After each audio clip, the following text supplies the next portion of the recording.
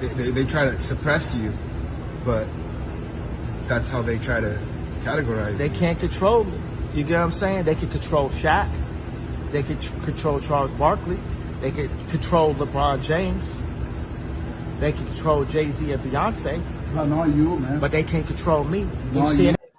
What's going on, everybody? Today we have a few stories. The first one is 9-0 unanimous decision by the Supreme Court that Donald Trump can run for president and remain on the state ballots. We're going to talk about Nikki Haley winning Washington, D.C., if it even matters. Then I want to play this old clip of Kanye, or the artist formerly known as Kanye West. He wants people to call him Ye now. People are saying it aged well. He talked about Diddy, which a lot of people are talking about. There's some sort of court case with P. Diddy. I haven't been following it, but we'll listen to that clip and react. Marco Rubio admits on the news that he thinks that Ukraine can't win the war, so they're eventually going to have to do some sort of negotiation. Then I want to talk about the music industry. An artist named James Blake was complaining about the royalties. You know, a lot of people that do content or music, you're always balancing between you don't want to be greedy, but it does seem like they're taking a bigger and bigger piece of your pie every year. So it's worth talking about. Lots of stories, lots of things to cover. Hope you enjoyed today's show. Dream Rare Podcast starts now. Give me a thumbs up if the audio and everything sounds good. Appreciate y'all. It's the Dream Rare Podcast. Welcome to the show. The way to get the news at the desk or on the road. Let's go. God is great and success in our control. The world is crazy, but we get better from obstacles. Yeah. What's going on, everybody? Somebody in the comments, I can't see your name because it came up blank. Someone said, I just got your Big Farmer shirt. Thank you. I appreciate it. Yeah, somebody wore it yesterday and tagged me on Instagram. It says Big Farmer, not Big Pharma, with a picture of me as a farmer. I just thought it was funny. Hopefully you guys like that. I think they're still in stock. So thank you for everybody getting those. You know, I'm pretty proud of that design. I'm not the best artist in the world. I'm no Da Vinci, but that was one of my best, to say the least. Thank you, guys. All right, so we'll get into the first couple stories because there's this is the stuff I saw in the morning. Sorry. So apparently Trump won 9-0, that he can be on the ballot, which is obviously a good thing. I mean, whether you want him to win or not, you can't just kick him off the ballot or something. And after we look at this, I want to show you why I never argue with Keith Olbermann, because Keith Olbermann wants to dissolve the Supreme Court, which is an insane thing to do. He said the Supreme Court has betrayed democracy. Its members, including Jackson, Kagan, and Sotomayor, have proved themselves inept at reading comprehension, and collectively the court has shown itself to be corrupt and illegitimate. It must be dissolved. So why don't I argue with Keith Olbermann? Because he wants to dissolve the Supreme Court, right? I'll show you. I went to his Wikipedia page and it says Olbermann suffers from a mild case of celiac disease as well as restless leg syndrome. In August 1980, he also suffered a head injury while leaping onto a New York City subway train. This head injury permanently upset his equilibrium, resulting in his avoidance of driving. So he bashed his head on a subway and he can't even drive anymore. So if you can't drive, it's not like if you can't drive, I won't argue with you, but it seems like the dude is like legitimately brain damaged. I don't know. There's always people arguing with him on Twitter and they're like, oh my gosh, I can't believe Keith Olbermann said this. It's like, the dude doesn't seem all the way there. So I just don't feel, he seems crazy, to be honest. He's always like yelling at people. He's like the right wing fascist. And it's like, yeah, bro, totally. Anyway, 9-0 Supreme Court decision that Trump can be on the ballot.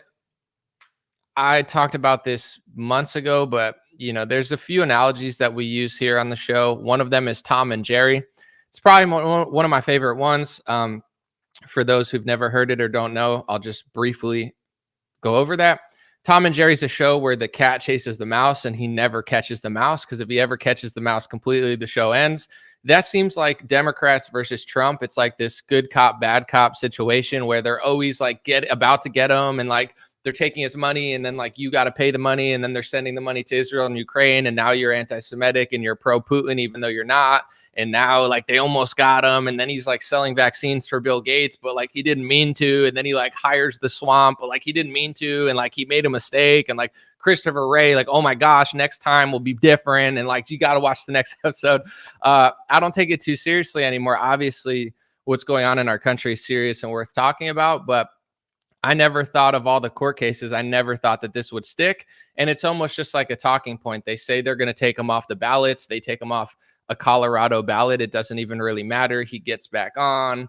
Tom and Jerry, they chase each other. Oh my gosh, it's so dramatic. I thought democracy was going to die in darkness, and it never does, because they just need some sort of plot to run people in circles. I'm not saying everything they do to Donald Trump is completely fake, but when it came to the Supreme Court, I knew that they were going to put him on the ballot. You can't just kick a president off a ballot that easily. So overall, I'm not going to talk about it that much. I don't find it to be like the most important news story. I think it's worth talking about. It's worth having integrity over, whether you're pro or anti, whatever party you are, just be consistent.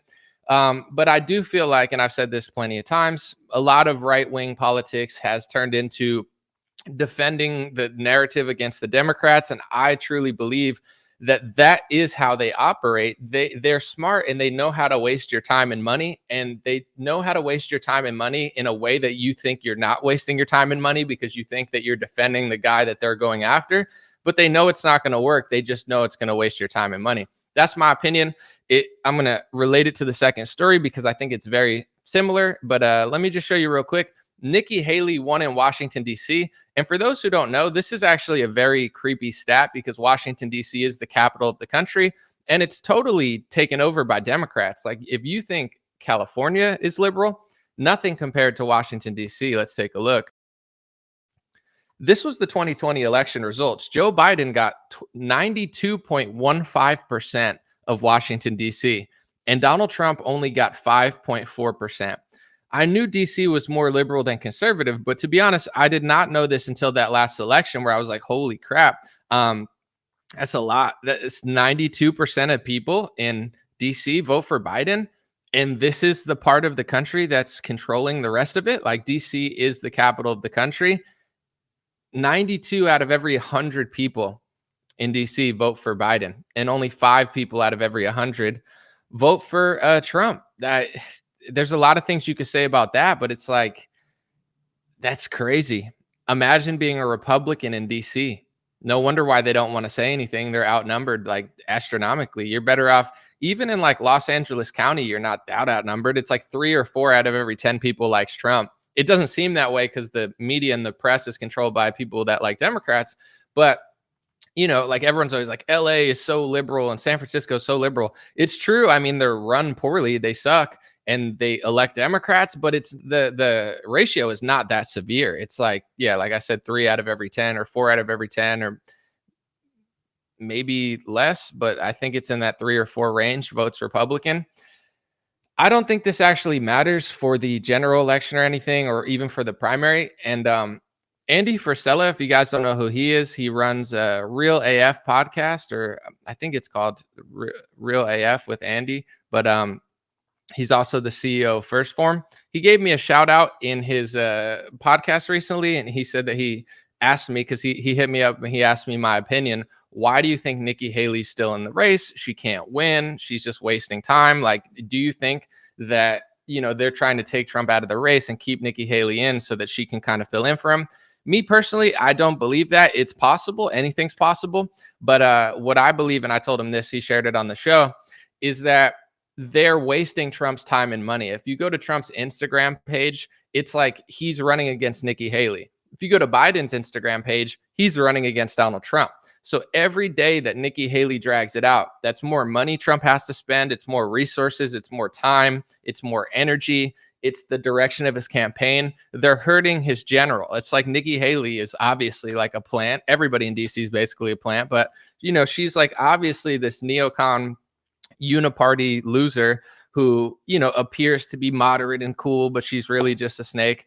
And the longer that she drags Trump into this like battle that doesn't even exist, because Trump shouldn't even, in my opinion, spend any time on it, because I think he's going to beat her in pretty much every state but DC.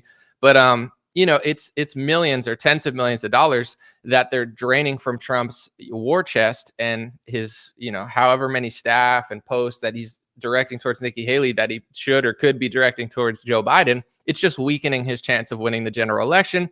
That's what I believe is happening. Obviously, it's debatable. It's just my perspective based on the data that's been presented. And it seems like they do this often. in the courts with Donald Trump. And this is a real shame because in this country, like, who wants to sit in court, right? Trump, I don't care who. It's like, it sucks. It's money, it's time, it's lawyers. It's just a drain. Nobody wants to do it. So the more they sue Donald Trump, it's like they waste his time, they waste his energy, they waste his money, they waste your money because people are paying his campaign, and then he's using those campaign fees for his own court cases. And then it's just like, if they win, they steal his money, or he has to take it to another court and waste more time and money. If he loses, then they still win because they wasted his time anyway. And even if they pay a few million or whatever it is in legal fees, it's still worth it to them because they probably have hundreds of millions of dollars just funneling into, I don't know how they do it, NGOs, nonprofits, individuals that just hate Trump. They just love the whole battle between it, and they get fame, attention, and clout within the uniparty for doing that. So, you know, I don't personally believe that they're going to take Trump out of the race. I've heard that theory the most. I see it on Twitter all the time. Nikki Haley's in the race to take Trump out of it. I don't believe that that's true. I just think she knows that every day she stays in, it's more money, more time, more resources, more energy drained from Donald Trump focusing on her instead of Joe Biden, which is how Democrats play chess. And I'm not trying to act like I'm so great or holier than thou, but I do recognize game. And I do think that Democrats are very crafty with how they operate. And I do think that Republicans are very sloppy with how they operate. And I think it's why Democrats win even when they lose elections. They find ways to stop the opposition. And it doesn't really help that the Republican Party is kind of fake to begin with. It's not that hard to stop people who aren't even trying that much in the first place. So I want to listen to this clip of Marco Rubio talk about Ukraine. But first, I saw this on my Twitter feed, and it said, you know, this Kanye interview is becoming more and more relevant. It was just like a street interview, maybe like a couple years ago or year and a half ago. Time flies. I don't remember. But he mentions Puff Daddy, who is also known as P. Diddy, in it. And I want to let you guys know, I haven't been looking that much into this, so I don't have like a huge opinion. You could come to your own conclusions. I know there's a lot of like Instagram Reels and TikToks talking about this P. Diddy court case that's coming out. A lot of people are like either comparing him to Epstein or connecting him to Epstein. I'm not just saying this to like not talk about it. I like to be educated about what I do say. And I haven't looked that much into this besides the rumors that have swirled around in hip hop for like 30 years. But here's Ye talking about a lot of people, but also P. Diddy. And I'm not saying to believe every single thing. It's just a clip that I found interesting enough to play on the show. They can't control you. They can't. They try to suppress you, but that's how they try to categorize. They can't control me. You get what I'm saying? They can control Shaq. They can control Charles Barkley. They can control LeBron James. They can control Jay-Z and Beyonce. But not you, man. But they can't control me. You Not see, it you. ain't no name I won't name. Exactly. It's up. Not you. You know what I'm saying? And just for Minister Farrakhan, I love you, but the way you read that, I took that as a slight. You know what I'm saying? I'm taking no disrespect from nobody. So let's get on the phone and let's talk that out. I don't care who you are.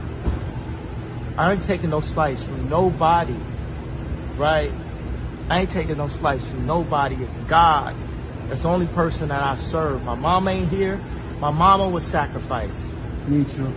You understand? Yeah. I'm Christian. Michael Jordan, what about him? His daddy, right? Bill Cosby, his son, right? Dr. Dre, his son. You know, out in Hollywood, a lot of people come up missing. Feels like it might be a lot of that in order to control, traumatize. They want to monetize and traumatize. And God loved me. You understand? They hit me. Gap, Adidas, all that away. Still, Forbes, who hate me, right, had to write net worth 400 million. Jesus is king. God loved me. That's more important thing in life. That's the thing. You know what I'm saying? And this truth is going to be heard. Y'all can't send none of y'all Meek Mills, y'all Puffies, y'all Lil Boozy, none of these names, none of these people that have to listen to y'all because they have legal. I never killed nobody, right? I'm the pussy that never killed nobody, right? But that means I can say whatever I want and not go to jail. The reason people are saying this is relevant now is because Meek Mill and P. Diddy were connected in some sort of lawsuit, and everybody seems to be dunking on Meek Mill. You know, that whole wave went over me. It's not like I don't get it at all because I see it in my feed, but was he named in the court case as like an accomplice or maybe not an accomplice? Maybe like he had some sort of relations with Diddy. You know, there's always been rumors swirling that he was doing stuff. And, you know, it's just that's been resurfacing because Kanye said that 2 years ago. And now Meek Mill and Diddy are connected in some huge court case. And he said, you can't send Diddy after me. You can't send Meek Mill. You know, you can't control me. So let me know what you guys think. I saw some people in the comments saying they think Kanye got lobotomized and cloned. And I don't think that that's true, but like everybody's got a theory nowadays. You know, we've been lied to so much that people don't trust anything anymore. So even if you don't agree with a theory, like some theories are not the smartest or the best theories and they're not true, when the mainstream media and other people will come and just be like, you're so stupid, and we're not even going to say why. Like they say, like eating bugs is a racist right-wing theory, and then 3 weeks later they post how they want you to eat bugs or whatever. It's like nobody trusts the media. So now that they know they were lied to, they're looking for truth online, and there's a lot of dealers of hopium and truth and theories. So then people tend to latch to a theory that they believe the most. You can't, I mean, obviously I joke about certain theories that I think are dumb, but you can't like fully just hate on people for being like, oh, that's crazy that you think that happened. It's like, it's not that crazy because what they're teaching us is crazy. What they're telling us is true is crazy. Lockdowns are crazy. The pharmaceutical ads on the television are crazy. Politics is crazy. The fact that an 81-year-old and a 77-year-old are going to be the president, that's crazy. Like Kamala Harris is crazy. Joe Biden, you know, trying to speak for 5 minutes is crazy. You know, telling a 5-year-old that they should switch genders is crazy. Like guys and girls sports merging and two-spirited, non-binary, you know, basketball play. Like these are so. I get why people don't know anything anymore. They're like, Kanye's real. He's fake. He's replaced. He's this. He's that. That's true. That's not. That's hateful. That's great. It's like, who knows what is going on anymore? So we'll see with the Puff Daddy or P. Diddy court case. Like, I'm not going to speak on anything I don't really know.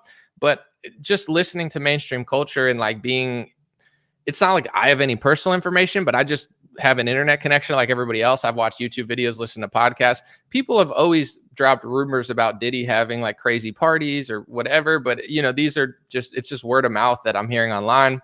Now it seems like you know, more and more stuff's coming out and the spotlight is on him and Meek Mill. And, you know, it seems like a rough week for Meek Mill. Like everybody's just dunking on him on Twitter and calling him gay and stuff. So we'll see what happens when it plays out. But I just thought that old clip, you know, was definitely interesting enough to play on the show.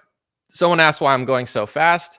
I have a lot of stories to get through today. And honestly, in the internet, sometimes when you move too slow, people don't like it. Sometimes when you move too fast, people don't like it. So it's already been 17, 18 minutes and I got 2 more stories. So might as well keep the pace up today on this beautiful Monday of ours. Here's 2 clips of Marco Rubio that I chopped up and I tried to speed up because if I don't chop and speed them up, sometimes they take my monetization or shut my YouTube video down because apparently I can't play news clips, but everyone else can that has like connections to YouTube. So here's the clip of Marco Rubio admitting on television that he believes that Ukraine can't beat Russia, which Tucker Carlson's been saying for over a year, which anybody with half a brain has thought, even if they don't understand geopolitics, because Russia, big country, rich country, military like this, Ukraine, little country like this, it's not that hard to figure out that Ukraine's not going to like win this massive military conflict against Russia to some extraordinary extent. At a certain point, as we've all been saying, they're going to have to strike a deal and stop fighting. That's like the only solution.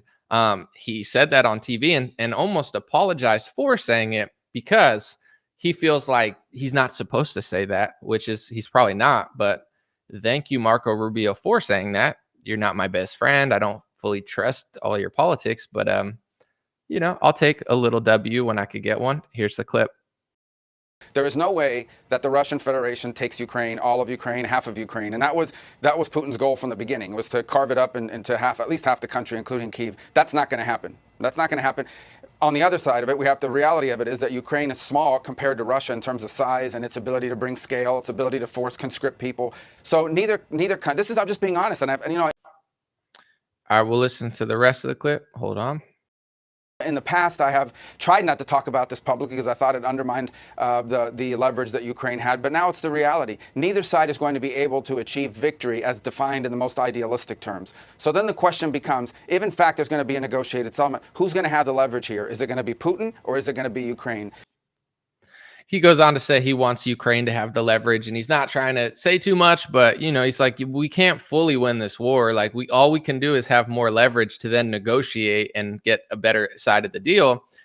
And the thing when it comes to America, now that he's admitting this publicly, which a lot of us have already known, let's talk about America. Because when it comes to Ukraine and Russia, there's things that Ukraine should want. There's things that Russia should want. Maybe Russia wants the territory. Maybe Ukraine wants to keep it. Maybe it's not that way. But I live in the United States of America. I don't live in Israel. I don't live in Saudi Arabia. I don't live in Canada. I don't live in Mexico. I don't live in Ukraine or Russia. I'm not Russian. I'm not Ukrainian. I don't have dual passports. I'm American. It's the only country that I know and love. I'm not saying I hate any other country. It's just like I'm American. So the question should be for America, what's best for us? Of course, we don't want to hurt another country or hurt our allies, but it's like, what's actually best for America? If he's saying that they're never going to, beat each other and eventually they're going to have to strike a deal, how much money do we want to give to another country? Billions and trillions. We just got out of do people realize that we got out of a 20-year $1 trillion Afghanistan war where we handed the country back to the Taliban because we couldn't figure out what to do with it? Only a couple months later, I think under a year, we're in another endless war that we can't win. And the same media that lied to us about Afghanistan is now trying to lie to us about Ukraine. How long are we going to fund this war? Well, we're going to fund it for 20 years to do what? To strike a deal? How much, with $1 trillion of our dollars or $100 billion, how much leverage is Ukraine getting? That, like, what are they going to get out of all the money that we're sending? It's not really worth it for us. They should have struck a deal yesterday or 5 months ago. That's what's best for us. We don't have, and this is what's annoying about the student loan things, because as somebody that paid off my student loans, I'm not thrilled about Biden letting other people off because, I should be rewarded. I think I paid 20, 40,000. I'm not really sure. I want that 40K. Give me 40K. I paid it off. I could have been lazy. I could have been a bum. I could have, just sat at home. I worked my ass off and did live at home so I could pay off the bills to then move out on my own. And I've never been in debt like that since I paid off my loans. How come I don't get the money? But with that being said, the point a lot of people are missing, if we could give $1 trillion to Afghanistan to do nothing, if we could give $300 billion to Ukraine over the course of 15 years to do nothing or to do this much, giving $1 billion to America is nothing. They give each other money. They give the pharmaceutical industry money. They give each other money through like commissions and, board members and all this these games that they play, hiring their friends to do commission work. And then it's like, oh, well, it's socialism to give Americans money. It is socialism to give Americans money. And I don't think economically it makes sense.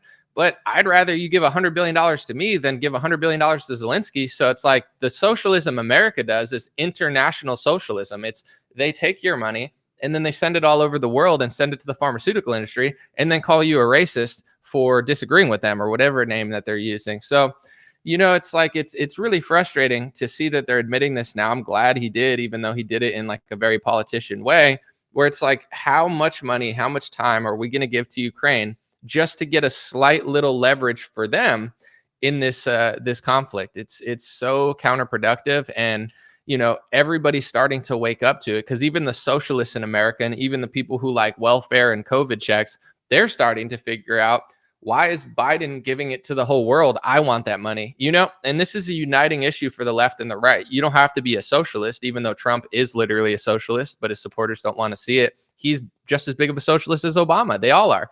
It's just like, who are they giving the money to? This person, that person. But everybody's realizing that they don't want the money going to Ukraine. And, by Marco Rubio admitting that they're going to have to strike a deal eventually, what are we going to fund them for 15 years for them to get slight leverage in a deal that they probably could have got a better one a year and a half ago if they didn't sacrifice 100,000 of their soldiers? It's disgusting what's going on there. The tricks that the media are doing is crazy, and it's all like programming. It's like, which side of politics are you? Do you like Trump or do you hate Trump? If you hate Trump, then you like Ukraine. It's like these people that don't like Trump, that like Ukraine, unless you're Ukrainian. I have to be clear. I have friends from Ukraine that like Ukraine. That makes sense. If you're not Ukrainian, you didn't even know where it was on a map, and now you're like pro-Ukraine because you watch CNN or MSNBC, they literally could have flipped the script and made you like Belarus or Afghanistan. It's like, you're just being tricked into this like game of like, if you like this person and you hate this person, you want to give money to this country to save democracy because Trump, while we take him, it's like none of it even makes sense. And, you know, the right needs to have humility too, because the same games that they're playing with the left, it's very similar to the right. They catch you with a lot of talking points. You want a border, right? You want this, right? And then they get you in some foreign policy that doesn't even benefit you and you don't realize it because everyone in your party is playing along. So that's why it's so important to get out of the two-party trap. Register, vote. I'm not saying to not vote, but really figure out what's going on, because there's a lot of trickery when it comes to the two-party system and the television false paradigm of like left-wing and right-wing media, where they fight over certain topics, but they never accomplish anything. And they all kind of trick you in some ways. Last thing I want to talk about, then I'll read comments, and I'm going to try to keep this under an hour, is this music post from this guy, James Blake. I mean, he's a pretty big artist. I'm not super familiar with him. I know he has a song with Kendrick Lamar, and I don't know if he does pop music. To be honest, I'm not like, I've heard the name and I know he has like billions of streams, but I'm not like a super fan of him. But I did find this post interesting and I wanted to talk about it real quick. Although it's not super political, it does. And I feel like I just want to say this too. I'm not saying I do the best work or anything. I'm sure there's other shows that you guys enjoy, but I try to mix in stories that are different, because if I'm just talking about like, whoa, Nancy Pelosi, it's like, oh my gosh, the court cases, Alvin Bragg, you end up just like getting dumber because you're just like talking about the same stories on loop every day that like it's not going anywhere and it's not even that real to begin with. And I feel like that's what a lot of media does. So although some people might be like, oh, this story is not super interesting to me, or why is he telling me this? You're going to learn stuff about just the music industry, and also I think social media content creators, how much money they're making, like how it's being changed. And I think that there's value in that. It's like something that's outside of the realm, but it does tie in, because if musicians you like or content creators you like are getting scammed by the industry, then it's going to benefit somebody. Somebody's getting that money that your favorite content creator is not getting.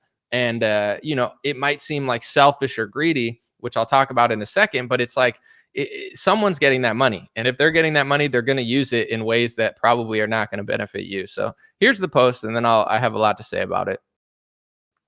James Blake said, if we want quality music, somebody is going to have to pay for it. Streaming services don't pay properly. Labels want a bigger cut than ever, and they just sit and wait for you to go viral. TikTok doesn't pay properly, and touring is getting prohibitively expensive for most artists. So this guy probably has a lot of money, and he's complaining. He's like, yo, everybody thinks music is free, but we're getting screwed.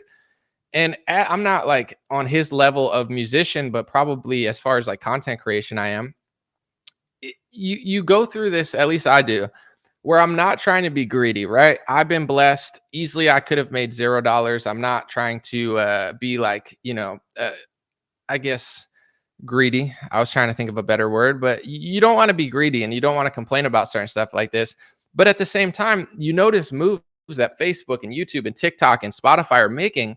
And it's like they're doing these sneaky things where they're taking more and more of your money and they're giving less and less back. And you don't want to seem like you're a douchebag and be like, oh, I need more money. I made millions last year, but now I need more millions, or like whatever these musicians are doing. They're like, oh, these rich scumbags want more money. But it's like, if you're not getting the money, who's taking your money? So for Spotify, it's like at a certain point, I don't know the exact algorithm, but they gave like this much money to the songwriters. And you have to understand, when people are making money off songs, there's a lot of songwriters, there's a lot of producers, a lot of times, especially the pop music, they split it like 10 different ways.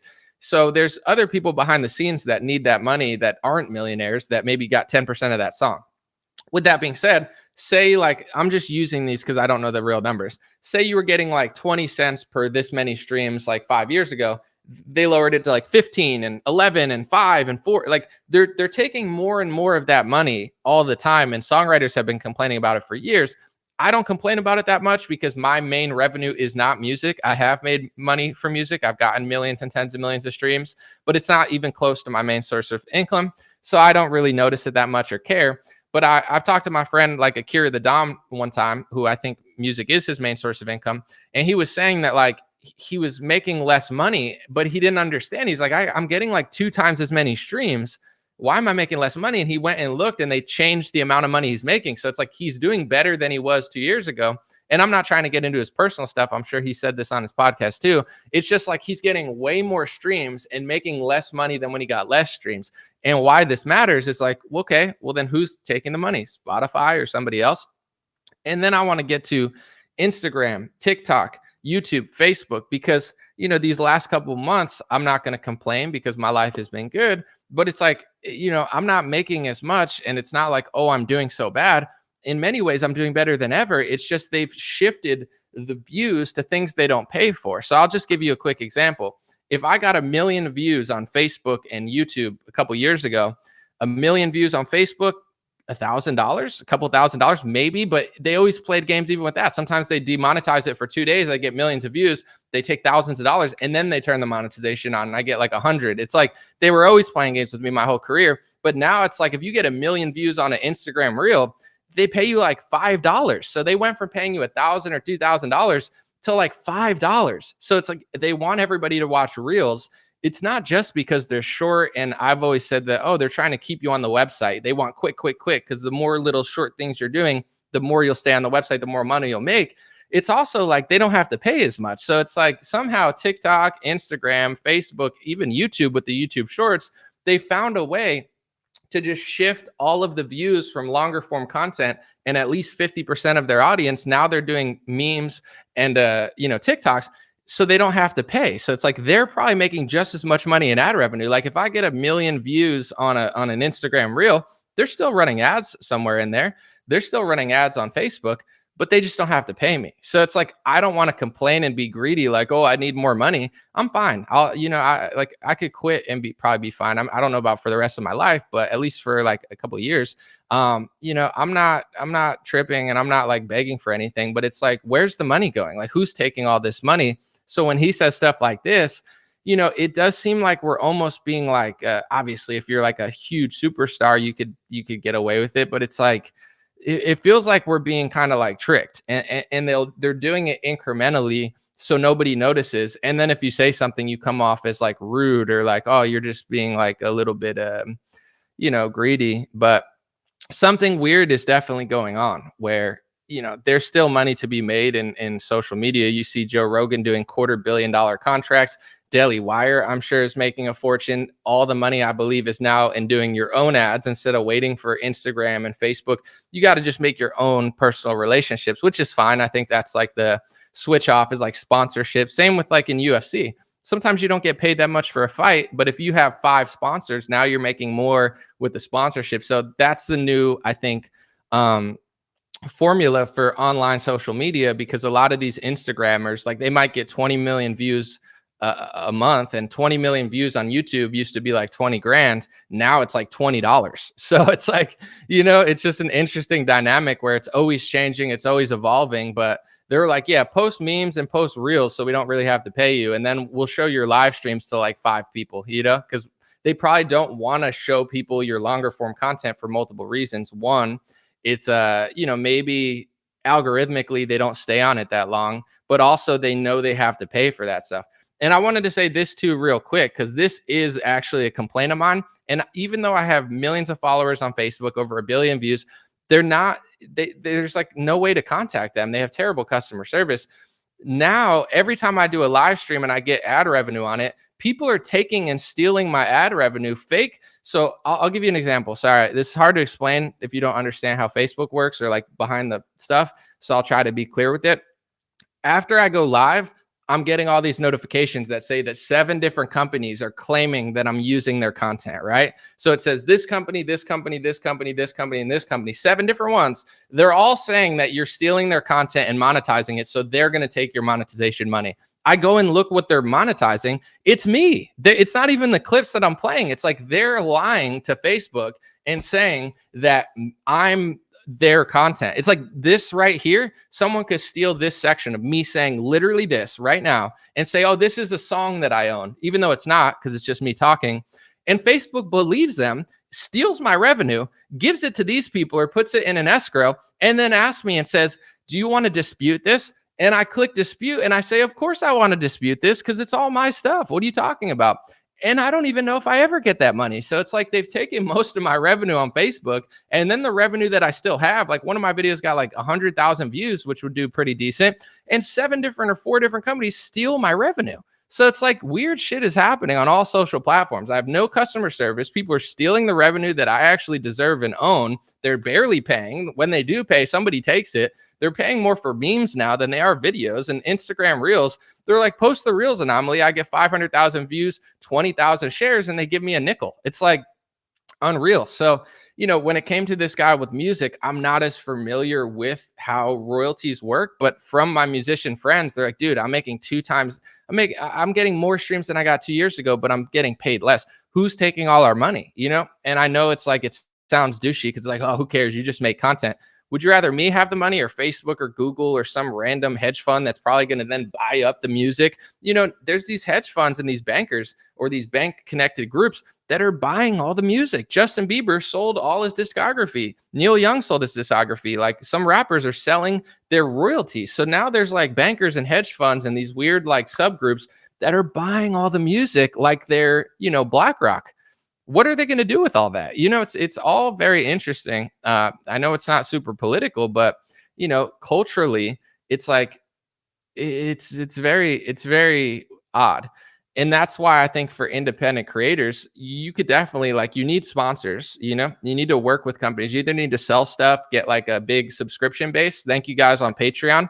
I wish I had better websites to use because I know a lot of people don't want to use Patreon, but it's like for me, it's kind of difficult. Like I don't want to have to sign to a big media company because I don't feel like dealing with that. If it worked out and they made a fair deal, then possibly. But it's like, those are kind of the 2 options now for independent creators. It's like either you sign to one of the big wigs or take these massive deals and then you're under their wing and they'll, reach out to Facebook for you.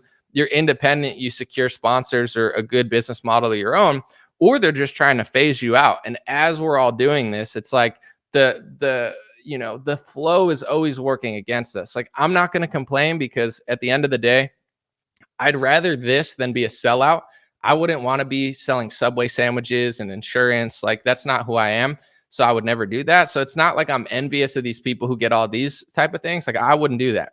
But with that being said, it's like every time you have this huge momentum, if you're a mainstream celebrity and you have momentum, they're like, here's the money. Here's everything that you now get.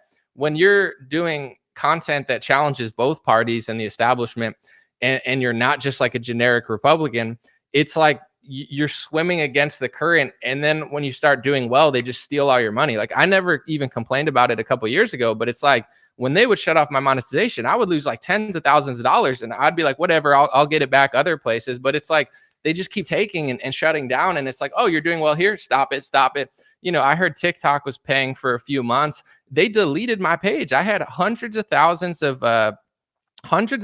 followers, tens of millions of streams. I made $800 on TikTok. They deleted my account. They never paid me. They stole $800 from me. So they deleted my TikTok account, stole $800 from me, never gave it back. And then when my TikTok gets deleted, they start paying creators a little bit more. So it's like, I can't, it's crazy stuff. It's like, it's what I signed up for. So I'm not complaining. I'm merely just having the conversation publicly because nobody's really talking about it. But songwriters have been talking about this for years. James Blake is kind of making it mainstream. Kanye, retweeted James Blake or Instagram shared it. And, that's what I see. So it's like there's a lot of money still to be made. And I think that this industry is growing. Like a lot of these podcasts are getting like $10,000 sponsors, $20,000 sponsors. They're making like millions of dollars. So it's like, but like with everything, it's like there's 2 tiers. It's like either you're in that tier where you're like, Joe Rogan level or Theo Vaughn level where you're making millions. And then to the people that didn't want to kind of play that game, they're like, I'll just do this. I'm not trying to make that much, but I'll do well. They're kind of phasing you out and forcing people into decisions that they have to make where it's like, I guess, like at this point, I'm trying to reimagine my shop because the shop has been great. You guys have supported it. I appreciate it. Dreamrare.com. We're almost sold out of everything. I'm going to announce tomorrow who won the 2 free signed hats because I had a little problem with it. The person who bought the most, it was like a fraud. Not saying they committed fraud, but it said it was like a yellow, like it could be. So we just have to check on that before we give the hats out. So I'll tell people tomorrow. But I want to make like a real bigger thought for a shop because if I can make enough money on the shop, then I won't worry about other stuff. But I'm trying to just really sell my own stuff and create my own stuff, because relying on these social platforms, they found a way to, I'm just curious. It's like if they can get millions of views and run ads and pay creators $50 or $5 instead of $5,000, dude, they're probably making a fortune these next few years. Like, they're like, oh my gosh, like we found a way to keep the traffic flowing, but because it's like shorter form content, we're just not going to like pay as much for it. And it's like, it's a genius business move on their part, because at the end of the day, what can you really do? Like, if you sign a deal with Rumble, like say Rumble paid me like $1 million, they're not going to. I'm just saying, like, they're like, hey, post just on Rumble. You can do it because they paid you the money. Like, you might lose your audience from all the other stuff, like Rogan did when he just posted the Spotify. His new deal, now he could post on YouTube and Apple, because he still was Joe Rogan, but it was less relevant because he wasn't on all the platforms. But when you get $200 million, who cares? It's like, you got the money. Who cares who hears it or not? Like, a lot of people will still hear it. But, as a content creator, it's like, what are you going to get off Facebook, YouTube, Twitter? Like, where are you going to post? Who's going to see it? There's not as big of audiences on other things. And when it comes to Facebook, I've already built millions of followers. Like, I'm not just going to abandon that. So let me know what you guys think in the comments. I'll read a few. It seems to me, the reason I'm even talking about this is not to complain or act like I'm a victim. It just seems like there's big plays being made where it's like they're buying up everybody's music. These like hedge fund banker groups, they're, taking more money from musicians. They're taking more money from content creators, and they do it so incrementally that no one can figure it out. And it's very similar to the Federal Reserve banking system and American economy too. It's like, the more money they print, it's like, bosses aren't necessarily trying to pay you more, but your eggs are more, and your car is more, and your gas is more, and your rent is more. And then the quality goes down. You pay more for rent, the quality goes down. You pay more for this, you pay more for that. It's like, it feels like they're just milking America dry and sending our money to Ukraine and foreign countries. And they expect nobody to really like figure it out, where I'm not even saying there's much I can really do about it besides right now raise awareness. But it does seem, someone said it's hard to believe that you're bitching about stuff on YouTube. Well, this is why people don't talk about this stuff. It's because then people say that because they're jealous or hateful. Like, oh, you're bitching about it. I'm fine. Like I said, the more people say stuff like that, I'm not going to quit just because of one rude comment. I don't have to do this anymore. Like, I've saved enough money where I could, like, I've said this for months, I'm considering doing something else, because I could still make a lot of money doing this. I'm not complaining. I'm just letting you know. Like, if Google, Facebook, YouTube, and bankers are taking the money and not your favorite content creators, in 4 years, if you live in a pod and it's a 15-minute city and you're like, where did everybody go? It's like, that's what happens when they take the money. It's like tax money. Am I complaining that I pay a lot in taxes? Yeah, actually I am, because I hate taxes. But at the same time, I pay taxes because I don't want to go to jail. So I do my taxes accurately. And I probably paid over 6 figures in taxes. Am I complaining? No, but that's hundreds of thousands of dollars I've had to pay in taxes. And I don't even make as much as people maybe think I do. So it's like, am I saying, oh, I feel bad for me? No. Who's taking the money? The federal government. Where are they sending the money? To Ukraine. So it's like, now if I had the money, I could tip more. I still tip more, but it's just like, you get what I'm saying? It's not like, oh, I'm a victim, I feel so bad for me because I make YouTube video. It's like, the money's going somewhere. If you make $5 million and the government takes $2 million of it, are you complaining because you're such a victim? No, but that's how the system works. And they do it incrementally. It's the same thing with income tax. The way that they're able to get away with this stuff is because it's like, oh, income tax for the war. Now it's 5%. Now it's 10%. Now it's 20%. Now it's 25%. Now it's 30%. Oh, but a rich guy is complaining about 40% taxes. You understand what I'm saying? They do it, and then they get you to turn against each other. I'm not begging for money. I'm not on the street asking you to throw nickels at my face. I'm just saying, like, this is happening in every facet of life, and they hope that nobody figures it out. So, it is what it is. I'm just talking about it. Someone said all the eggs in the YouTube basket.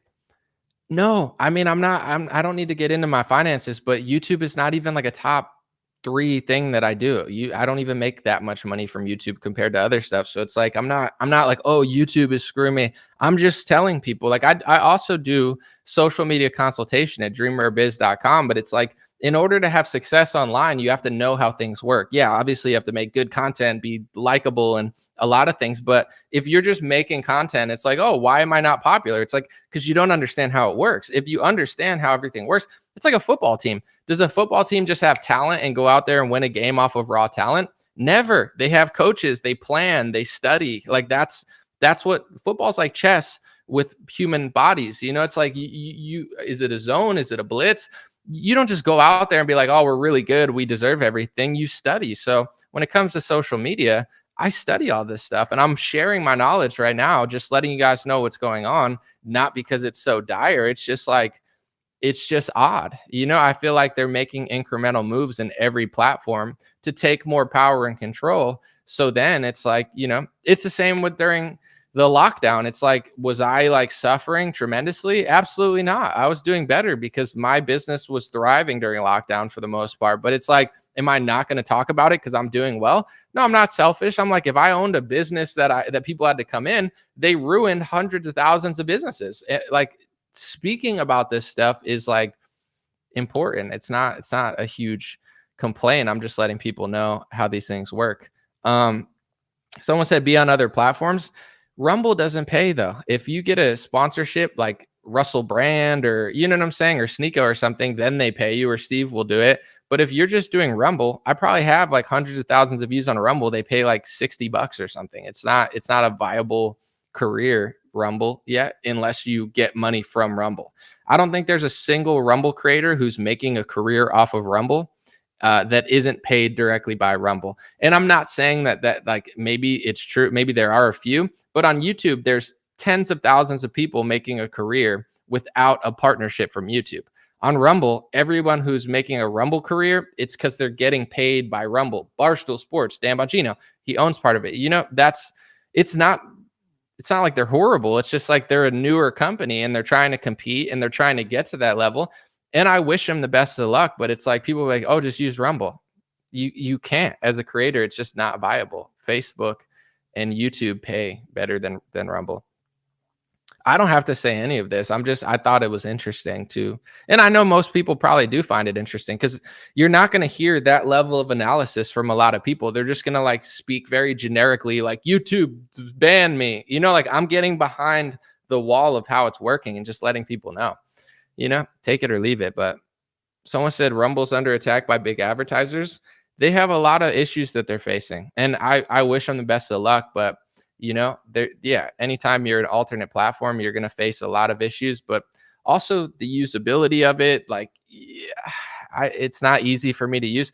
I don't even post half my videos on Rumble because it's not an easy transition, and their stream key has never worked for me. So, you know, hopefully it does. I'll try Kick and stuff. Someone said, I like you. I just wish you weren't so owned by YouTube. I'm not owned by YouTube. I don't even like YouTube is not even like my biggest money maker. So YouTube doesn't own me. Why do you think YouTube owns me? I don't get it. There's just certain rules, like, I don't know, on YouTube or Facebook where it's like, I'll just say it on Twitter. Someone said Anomaly is 100% correct. They're squeezing us on all fronts. Yeah, absolutely. Thank you. I appreciate it. Let me use a situation that's easier for people to understand. Like I was talking about with the eggs and stuff. Like, it's not like, oh, YouTubers are big victims. It's like they're squeezing everyone in every way and they hope that no one notices. It's just with content. I understand that field, so I'm talking about it today. But it's the same. Like, my rent went up. Gas has been very high. My groceries cost more. Flights cost more. Everything costs more. And I can't even name two things that are better quality. Like, every time they charge me more, the quality goes down. I'm not a big complainer, but it's like some things are off in this country. Everything works worse than it did 4 years ago, and it costs more. Like, if I'm going to pay more, at least give me better quality. If I'm paying more and my quality goes down in every facet of life, there's something weird going on. And they hope that people like fight where it's like black, white, red, blue. You know what I'm saying? Trump, Biden. Oh, you're just a YouTuber. It's like, I'm not asking for anything. I'm just saying, like, there's someone said the rent is too damn high. Well, if you pay more, like, how much do you pay to go on a airplane. And it's like, for what? You know, and once again, I'm going to sound like I'm being bougie here, but like if you've ever flown like first class on Delta, I mean, a lot of people probably, or United or one of these, dude, it looks like you're in like a prison. Like the walls are ripped off. There's no TV. It's just like fabric coming out of the thing. There's cracks everywhere. It looks like you put like a mental asylum patient that just beat the crap out of the plane. I'm not complaining because it's like you sit in first class just to have a little more space if it's cheap or it's a good deal. But it's like, is anyone embarrassed? It reminds me of that Sebastian Maniscalco. You know, he's got a great stand-up. It's called Aren't You Embarrassed? If you've never seen it, it's one of my favorite. He's like, aren't you embarrassed? It's like it's like everything, you know, dude, like I went back and it's like you sit in like regular coach and like everyone's throwing shit on the floor. It's just like disgusting. It's like, dude, people don't act right in this country. Everything just looks like shit, you know, like whether it's like nice or not nice, it's not nice. And you're paying more, like you're paying more for a regular seat. It's just like everything in this country is declining in productivity, but the price is going up, you know? And there's a lot of reasons for that. I'm just talking about it. Someone said it's so the rich keep getting richer. No, they're for sure squeezing us. Absolutely. Like with taxes, they're just taking our money. Like if you have income, it doesn't matter how much you make. They're taking your money. You buy something, they're taking your money. You sell something, you're taking your money. You have a house, you get a loan. You have a mortgage. Who gets that? The banks. They're just squeezing everyone's money, but nobody even knows how to talk about it because everything's like a plot. That's why like Trump and Biden, it's not really a threat. Like Trump is like probably like a 5% threat to them and Biden's like a 0% threat to them. So they prefer Biden over Trump for obvious reasons, but it's like Trump's really not a threat because he makes the whole narrative about him where people can't even focus on like what's right in front of them. So that's why I don't even like care. Like, you know, people get upset. I'm talking about like substance things that are deeper than politics. And like, no one wants to hear it. They're like, oh, you're just a YouTuber. It's like, I'm not complaining. I'm just saying I mean, in some ways I am complaining, but someone said 30% income tax is a scam. It's astronomical, just like rape of your bank account. It's disgusting. And like, what do you have to show for it? Are the roads getting better? Is the country getting better? Is airlines getting better? Is foreign policy? Nothing's getting better. Like Joe Rogan used to say, if I'm losing all this money and I'm like, you know, I'm paying all this money in taxes, at least I want to see like people getting better. Show me one family that was helped by my money. You know, you took 6 figures from me. Show me one family that has a better life now because everyone's complaining. And it's like, you know, yeah, it's a joke. Someone said they're doing political cosplay. Anomaly. Is that my quote? Yeah, I think the right does a lot of like cosplay. You know, it's like you wear the cowboy hats and the red hats and you hang out. It's like a furry convention for Trump. It's kind of funny to talk about. People get mad at that too. Someone said I'm at 45% tax. It's disgusting. Are you in another country or something? Like, what is it? Australia taxes 45%. You know, there was this fighter. His name is Tyson Pedro. He's not like a huge fighter, but like, you know, he's not one of the smaller fighters. He's like mid-tier. And he was complaining. He was like, you know, after taxes and stuff, I'm retiring. I don't even have that much money. And one of these YouTubers, his name is MMA Guru. He was like, oh, he's complaining. He had 3 fights last year to make 6 figures. Like, oh, and he's complaining. It's like, bro, okay, that's not that much money for a family. Okay, this guy risked his life 3 times to make 130,000. He lives in Australia. If Australia takes 45% of that, he's making 65, 70,000. And what this guy's not even telling the truth about, in MMA, you have to pay coaches, you have to pay trainers. Like this guy's probably taking home 30K. He fights 3 times for 30, and you're going to act like that's a lot of money. Australia is stealing half of his income. And then he's got to pay his trainers. Like it's not a lot of money for a family, and his wife probably doesn't work. So it's like, you know, you have these athletes and these people that you like coming out and not being like, oh, feel bad for me, but being like, listen, we're getting screwed here. And then you got YouTubers just dunking on them, travel costs, all that stuff. Like it's 140 grand when you're giving 45% to the government and you have to pay trainers. Dude, he's probably taking less than 40K home. That's nothing for what he's doing, a professional athlete. And then you like make a statement about it and everyone's like, oh, you're just not grateful. That's why nobody wants to say it. It's like, first of all, people don't like talking about their finances, but I don't look at it like, oh, I want to know how much you're making. I want to know how much we're all getting scammed. I want to talk about the scam specifically. Income tax applies to all of us, especially if you make more money, but still, you're still getting scammed. And then when it comes to like social media and music, I understand these things because I do them, and that's been my income for 10 years. So I'm not asking for sympathy. I'm just saying I understand how these things are working. So I'm just bringing it to the light to talk about it because it's interesting. Someone said in California, minimum wage for fast food workers will be $20 an hour. I mean, it's going to backfire. Minimum wage laws are not going to solve poverty or any of this stuff. It's a nice idea, but it doesn't translate to like some grandiose solution.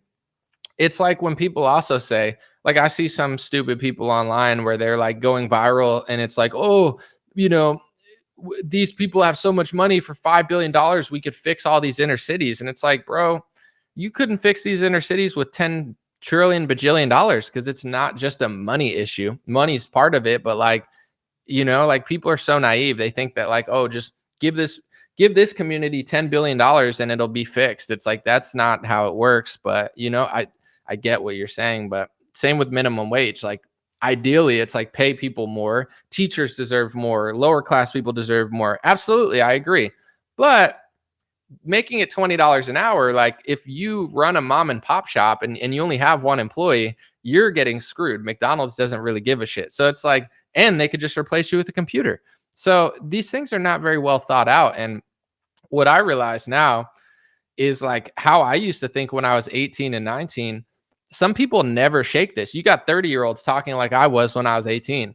You're 18, you're idealistic, the system's rigged. You become more liberal and you're like, oh, people deserve more money.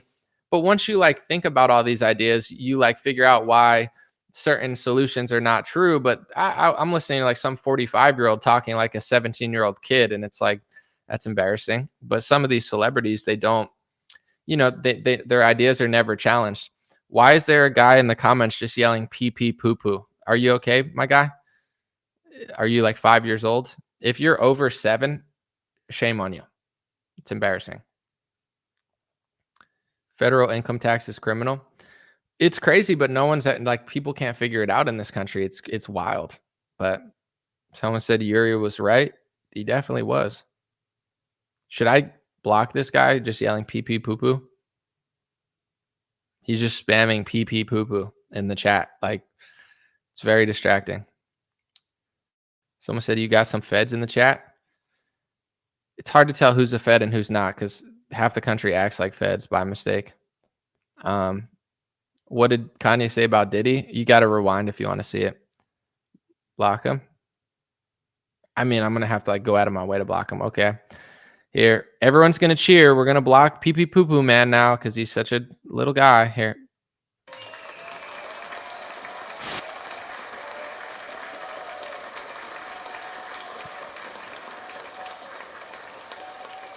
All right.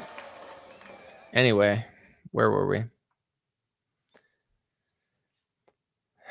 When are we going to have enough of the corrupt elite? Hold on, I was trying to read that. When are we going to have enough of the corrupt elite and current rent establishment tumble their house of cards?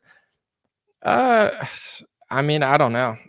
I don't see it happening like in the next like 4 years personally, but let's see who wins the election, like whether Trump or Biden wins. I just don't think most people are gonna. They love the like theater of it. They love like the Trump versus Biden. They're gonna milk this for the next like 30 years. It's like Trump's fighting Biden and the Trump's fighting the left, and it's like not really, but So I see like whether Trump wins or loses, I feel like that is gonna get milked out. It's almost like the perfect theater because it's like as long as that's all you care about, then the right wing is completely useless.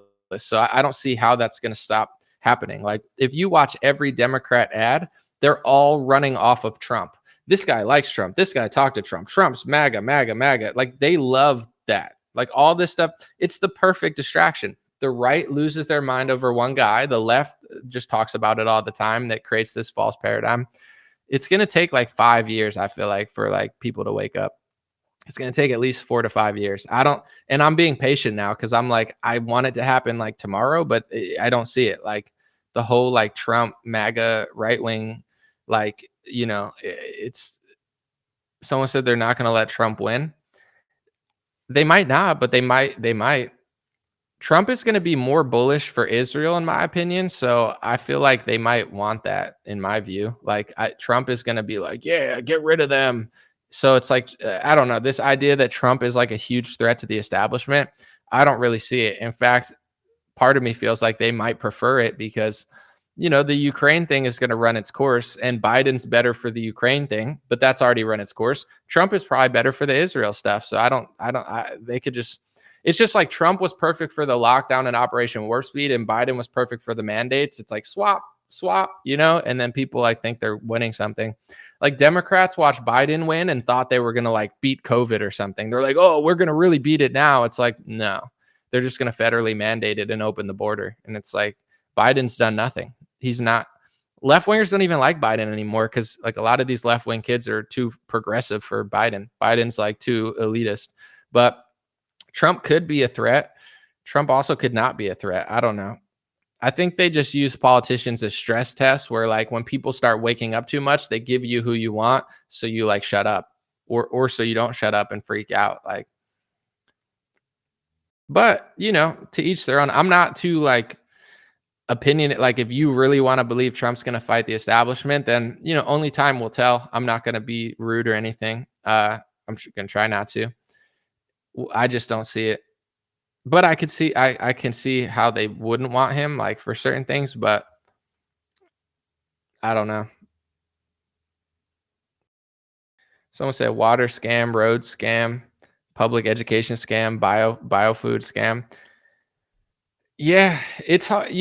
This is tricky too. It's like it's hard for people to organize. Like BLM did a good job. I'm not saying they're good, but like they got everyone to organize and they had help. I'm just saying like, nope, there's no organization of like clean the food. RFK is doing a decent job. Trump doesn't care. Like Trump is like the most useless leader. Like he doesn't actually organize people to do anything ever. He literally just organizes everyone to like run circles around him and just like trip over their own feet. So it's like, like hopefully Trump would close the border. But when you have 100 million people on your side, you can make them do things, but Trump literally just tells you to get the Trump vaccine and go to the Capitol. So it's like he doesn't use his power for anything good ever. He uses his power to just like put on a clown show, in my view. It's like you could have told everyone to like stop wearing masks, but instead Trump wore a mask. You could have told everyone to resist the tyranny. Instead, you told them you made the vaccine, and people like Dan Bongino got it because he thought he was beating up China. And that's why 80% of the population got at least one vaccine, including most people who regret it. So it's like, that's what happens when you have Sarah Huckabee Sanders and Donald Trump as your heroes. You end up getting one Moderna or two Moderna shots and, but not being, it's like, it's so obvious to me, but it's whatever. Someone said BLM. Well, it just became some like, if there was a BLM of like food and a BLM of like water and, like cloud seeding, then you have like leverage of like, and I'm not talking about the burning down the neighborhoods, but like they just caught the mainstream attention, the NFL, the NBA. But the thing is, the way that they did that is because the NBA and the NFL are in on it. So it's like, it's hard to get to that level without the establishment. The only person right now that has that level of clout is Donald Trump, and he doesn't use his power for anything good. He just eats like McDonald's, drinks Diet Coke, and tells people that he's the vaccine guy. And like the opposition's like, oh, I love it. And it's like, so it's sad, but it's like there is no opposition in this country. It's just you got people that like believe in Trump or something. Someone said, I don't believe that 80% number. I believe it. I mean, it's hard to believe, but like, it's not that hard to believe. 80% of the country got at least one shot. I believe it. It was like really hard in order to not get it, you had to have conviction. It was the ultimate test of, do you have conviction? If you didn't have conviction and you didn't want to get it, you got it. You know what I'm saying? You had to know in your head, I'm not getting it, or else you were, I don't think I'm going to get it. Got it. I don't want to get it. Got it. I'm not getting it. I'm not traveling. I will lose everything I have to not get it. That's the only person that didn't get it, because everyone else, they got pressured. It's the ultimate like, hang an apple in front of your head. Like, do you want to bite? Do you want to go to your show? Do you want to travel? Do you want to have a job? You know, they took everything from everyone. It was the ultimate test of conviction. And I get that it was hard, but like I'm stubborn. See, this is why like sometimes people try to like, because I have character flaws like everyone else, but people try to be like, oh, you're too stubborn.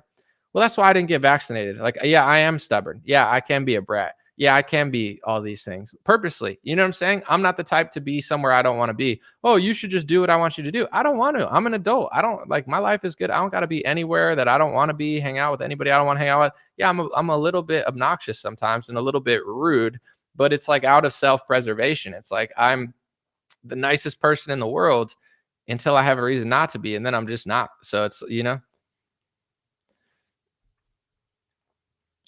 Let me see. Only wealthy people could not get it in Australia. It was no jab, no job. I mean, was there any way to not get it? I don't, it's hard for me to like, it's not that I don't believe you, but like, if you didn't do it, they fired you. There was no legal recourse. I don't know. I was prepared to lose it all, but you know, some would say it's easier said than done because of what I do, but it's like, I don't know. I'm very stubborn. So someone said, Anomaly, let me come on and I'll get $100 worth of God bless hats. I'm not that I appreciate it, but like I said, my guy, I'm gonna ignore you from now on. But it's getting weird now. But if you can be like, you're being chill now. If you're being chill for like 2 months, 3 months, we could talk in a couple months. You know, let's see if you could be chill for a couple months. I'm just, to be honest, my guy, I just don't like. I don't care that much. Like, you know, I'm just doing my own thing. I don't even like necessarily know if I want to do this for the rest of my life. I don't even care about politics anymore. I don't, you know, it's not that as interesting or as it was to me a couple of years ago. So if you could be chill for a few months, then we could talk in a couple of months, but I'm just going to ignore it from now on. Someone said I was in IT. Let me see. I'm in IT, and there were occasions where as soon as the recruiter would ask me if I'm vaccinated, I would tell them I'm not interested in working for that company. I had a friend that worked somewhere, and he said he wasn't going to get vaccinated. And they said, you're going to be fired. They said it 5 times. And I told him I'd employ him. You know, I was like, I'll employ you. I'll pay you per month. So if you don't want to get it. So we did that. But anyway, he said, you know, they asked him a bunch of times. He gave us 2 weeks or 1 month or whatever. And a week, like they pressured him 100 times. And then at the end, they were like, you can keep your job. He's like, what do you mean I can keep my job? And they were like, oh, no. Like, it was like they just said no to him 15 times. They scared the shit out of him. They threatened him. And then as soon as he said, I'm walking, they were like willing to give him his job back. You know, that's what stubbornness can do for you sometimes. But I can't speak on Australia. My friend lost her job as an ER doctor. It was one of the craziest things. And I don't forgive the Republican. I'll forgive, but I don't forget. I remember who was doing what. Trump is controlled opposition. Sarah Huckabee Sanders is controlled opposition. Even Ron DeSantis was selling the vaccine. It's like, I'm going to say this again. I've said it too many times, so I'm going to keep it under a minute. It's all about compliance. So if you want to beat the mandates, you beat it by not complying. DeSantis told you to comply. Trump told you to comply. Sarah Huckabee Sanders told you to comply. They all pretty much told you to comply, except for Thomas Massie.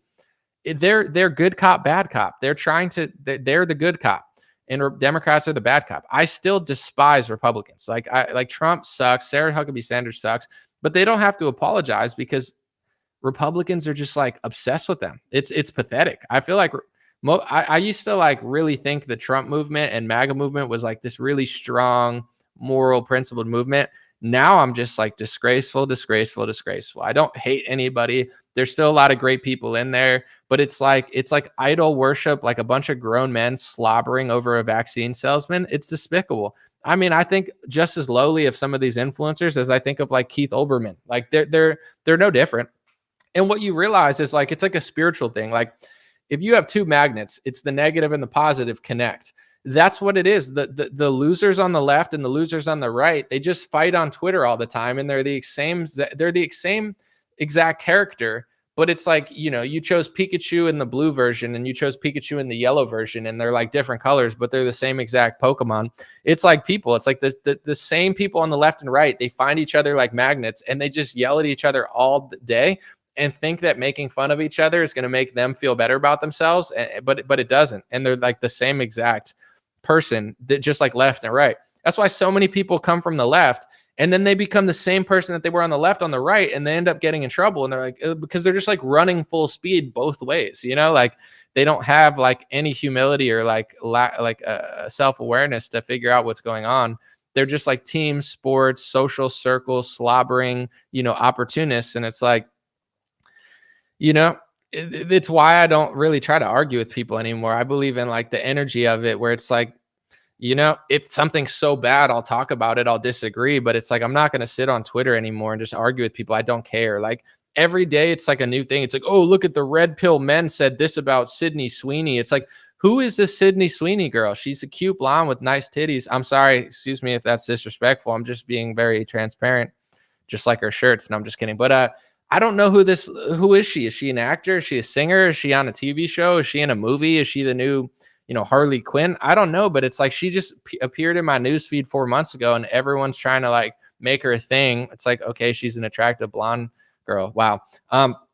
And then like everyone argues over her all the time. It's like, oh, her boobs are out. Oh, it's hot. Oh, it's disrespectful. Oh, it's nice. Oh, it's good. America's back, baby. It's like, to me, it's all just funny. It's like, I don't care if someone loves her or doesn't like her. Like, who cares? She's a pretty blonde, on television. Like, it's just so funny to me, where it's like the red pillar said this today. And it's like, maybe they're right. Maybe they're wrong. I don't know. Like, what do you think about 30 girls twerking at a, like a gas station in New Orleans with a bunch of like Stanley cups in their hands? Have you seen that video?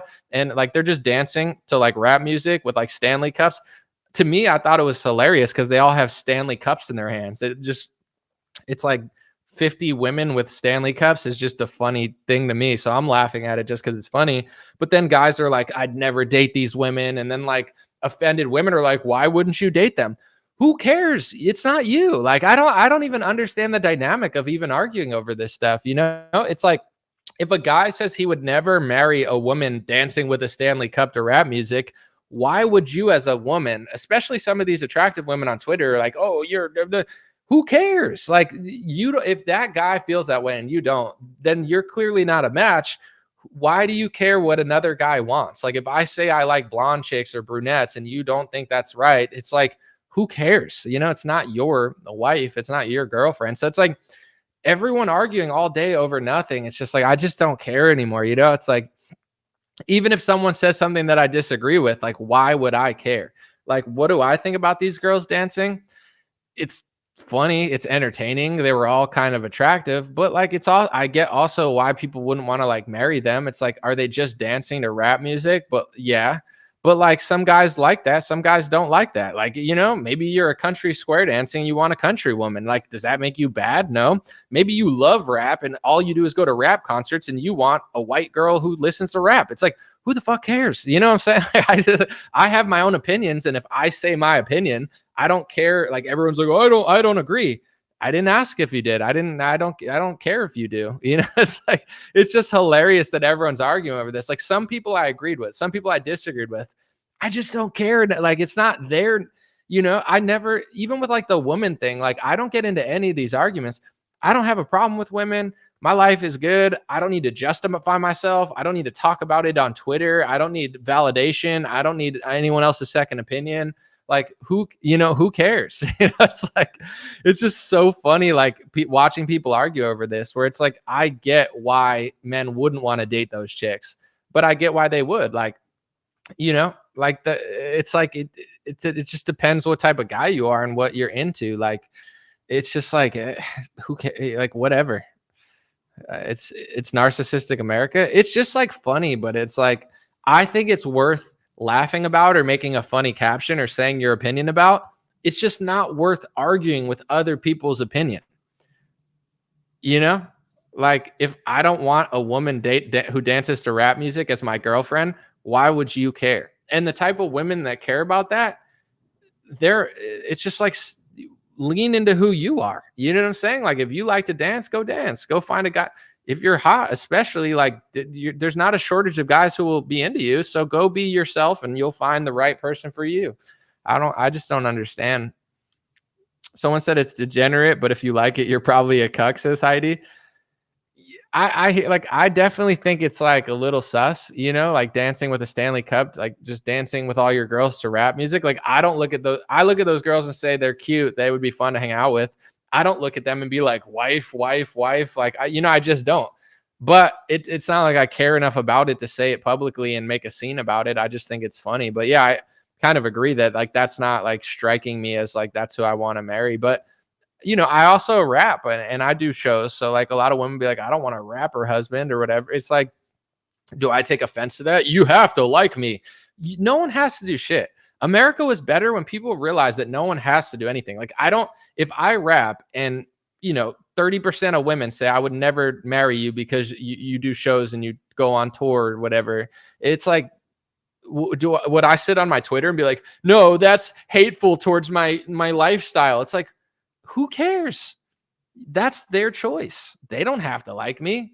I don't have to justify myself. Like, am I that desperate that I have to cry about it on Twitter because a portion of women don't want that, but some do? Like, boo-hoo. Like, I just don't understand, like, why everyone argues with each other about the dumbest shit all the time. I really don't get it.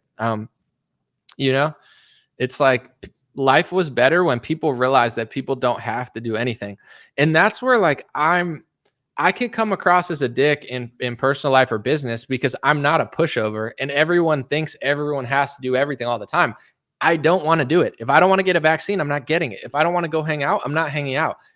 It's my life. I don't have to do what you want me to do. Like, why does no one understand that? It's like, oh, well, I like women who dance like that.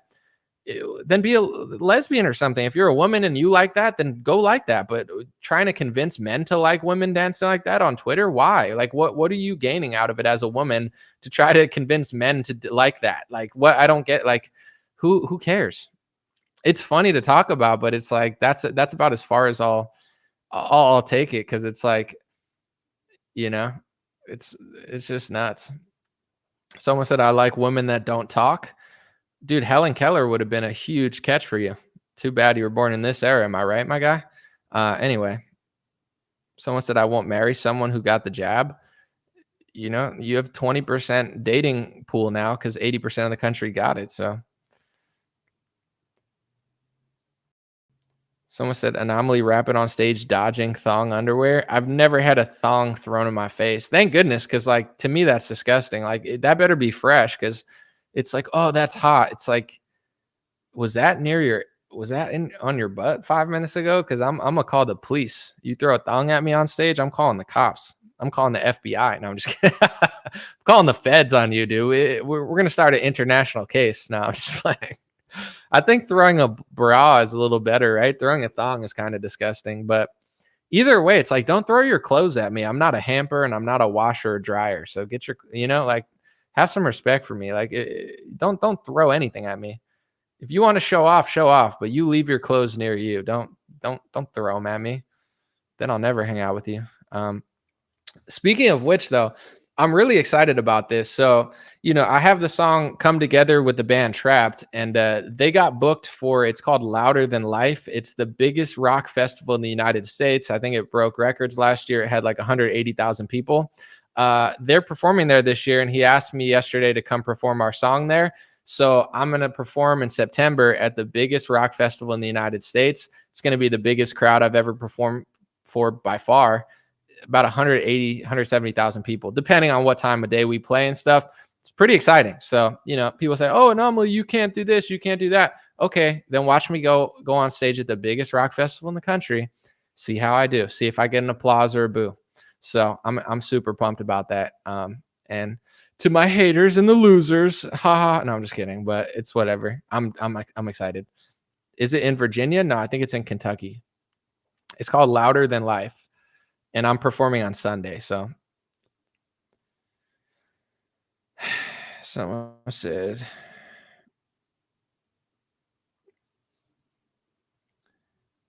the Department of the Army was going around shaming us for not having the vax in front of other workers, completely going against HIPAA. Yeah, I bet it was pretty bad.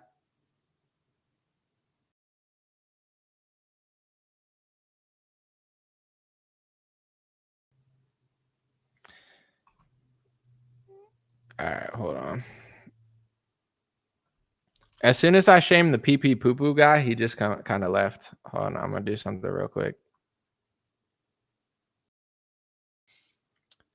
Not everyone will agree with you or like you. Yeah, nah, I've gotten past that point in my life. I'm at peace with that. All right.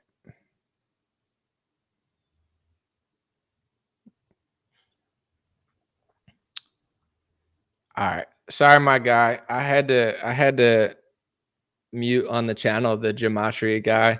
I told you if you could just be cool for a couple months, then I would talk to you, but you couldn't even be cool for like 5 seconds. So I never want to talk to you. God bless you, my guy. Good luck. I hope you impress people with your numbers, and you really predict things and stuff and win 20 things sports parlays. But like, I ask you to be cool for 2 months and you just like spam your stuff in the chat. Like, go live, do your own show with your own audience and impress them. Like, I can't imagine sitting in someone's chat every day, all the time, and just talking. Like, it's just weird. So yeah, that's done. Yeah, the spam, like, if you could just hang out and be cool and like say something once in a while, but if you're just gonna spam stuff the whole time for every day, all the time, it's just like weird. Um, Now there's people on Facebook doing like spam things too. Someone said, I work at a FedEx warehouse with more than 175 people touching boxes all over the world, yet only a couple people got COVID. That's my personal case study. Yeah, I don't want to say too much, but like, this idea, that you just can sit in your house and hide from sickness is insane. Like, I can't think of a dumber thing to do than like sit in your house for like 3 months. Like, how is that going to stop you from getting sick? And then like working and doing stuff like this idea that's so bad, like working is so bad, but like sitting inside is the answer. And it's like, I've sat inside for a year. And then like Howard Stern's like, Robin, I got COVID. How did I get COVID, Robin? I sat inside for 2 years. And it's like, because sitting inside the house is not real health. Like, what were you eating? Were you working out? Like, do you not think about any of these things ever, Howard? Robin, oh my gosh, I can't believe I caught COVID for a 15,000th time. I got 7 boosters, Robin. And she's like, oh my God, Howard, that's crazy. You're like, no, it's crazy to think that you're not going to get sick by just injecting yourself with mRNA and sitting in the house all the time. Like, sitting inside is not a way to not be sick. It's crazy. I used to like Howard Stern a lot, but those days are done. What are my thoughts on billionaires building bunkers? I mean, I think it's what you do when you have a lot of money. Like, if you had $1 billion and you could do anything, are you not going to build a bunker? Maybe not, but like, why not? You could do anything. You're like, dude, if I had a couple billion, I'm probably building a bunker. Maybe. I don't know. Would you build a bunker? We'll do it. We'll do a poll. Okay. Say yes if you would build a bunker if you had $1 billion, and say no if you wouldn't build a bunker. Let's see what people say.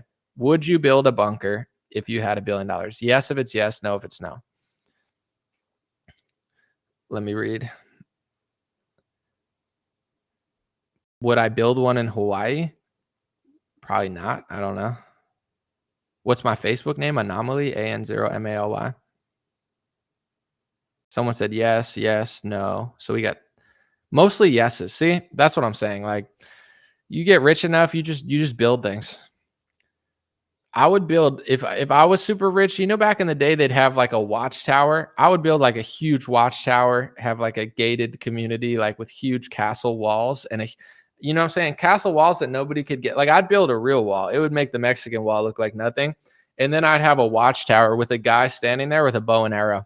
But he'd also have guns there, but just the bow and arrow for the looks. And then criminals are like, oh, all he has is a bow and arrow. And then he pulls out like a sniper. Maybe not. A moat? Dude, a moat is a little more dangerous because, like, in theory, you're like, oh, I have a moat. In reality, it's like if you got alligators in your moat, those alligators can get onto your property. So you try to flex with a moat with some alligators. Next thing you know, your dog's getting eaten. Like, you're like, oh, they don't just stay in the moat, and they're like, no, dude, they're gators, bro. They can move. You're like, oh shit. Well, that seemed better in the movies. Semi-successful said, would you have any tips on someone who wants to start a channel kind of like yours? Would you do anything different? I don't know if I would do anything different, but do I have tips? I mean, to be honest, I do social media consulting. So that's like my whole business is like dreamrarebiz.com is like trying to give people like a game plan of how to have success on social media. So that's what I would say. Are you looking to make income and create revenue so you can do it, or do you just want to get views? Because I'll just tell you right off the top, TikTok, Instagram Reels, like the Reels are popping right now. So it's like they're not paying for them, but there's a lot of opportunity in doing short form content. It's easier, it's quicker, and you reach more people. So I would say like that's the what I would tell you just off the top. But obviously, quality, how good it is, like consistency, persistence. There's a lot of factors that go into it. It's not like you have an 100% chance of success, but if you try long enough, like for me too, I was making internet videos since 2008. I made internet videos for 2008. I worked on music and videos and, content creation for over a decade, and I made $0. So, and then I made a living out of it. So some people will be like, you're lucky or whatever. It's like, most people would have quit, but I always believed in myself. So, if you make videos for 5 years and make $0, do you believe in yourself enough to keep going? Most people would be like, no, after 5 years, I'd quit. 2008, 2009, 2010, 2011, 2012, 2013, 2014. I don't think I made a single dollar in all of those years. And I'm spending all my time doing it, And I had other jobs, but it's like I believed in myself, and that's definitely like a huge part of it. I think is being persistent, consistent, and like having self-belief to not quit when the going gets tough. Chatbox said we believed in you. Appreciate you.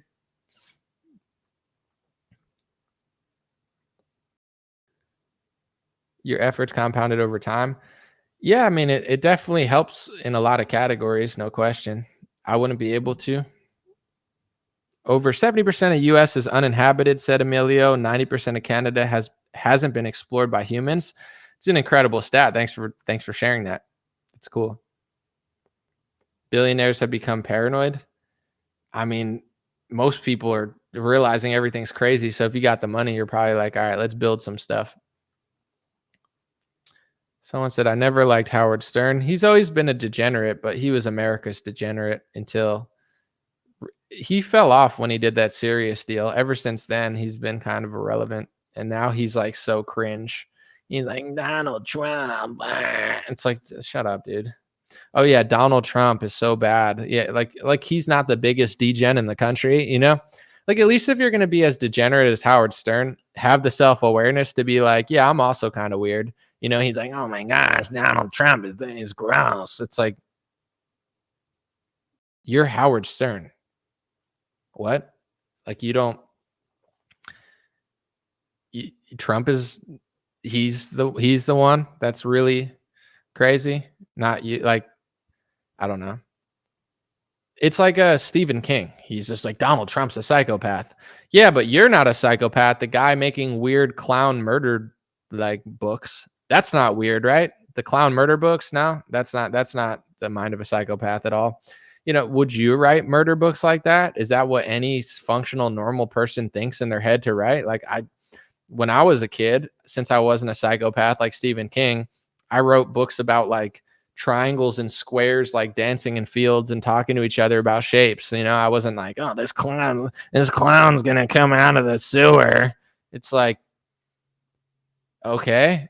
He's like, yeah, but Trump's a psychopath. Dude, you just wrote a trilogy of books about like murderous clowns killing humans. Like, you're a weirdo, but being a weirdo, it's like, it's okay. But like now you're the moral compass of the world. Like that it's Trump that went too far.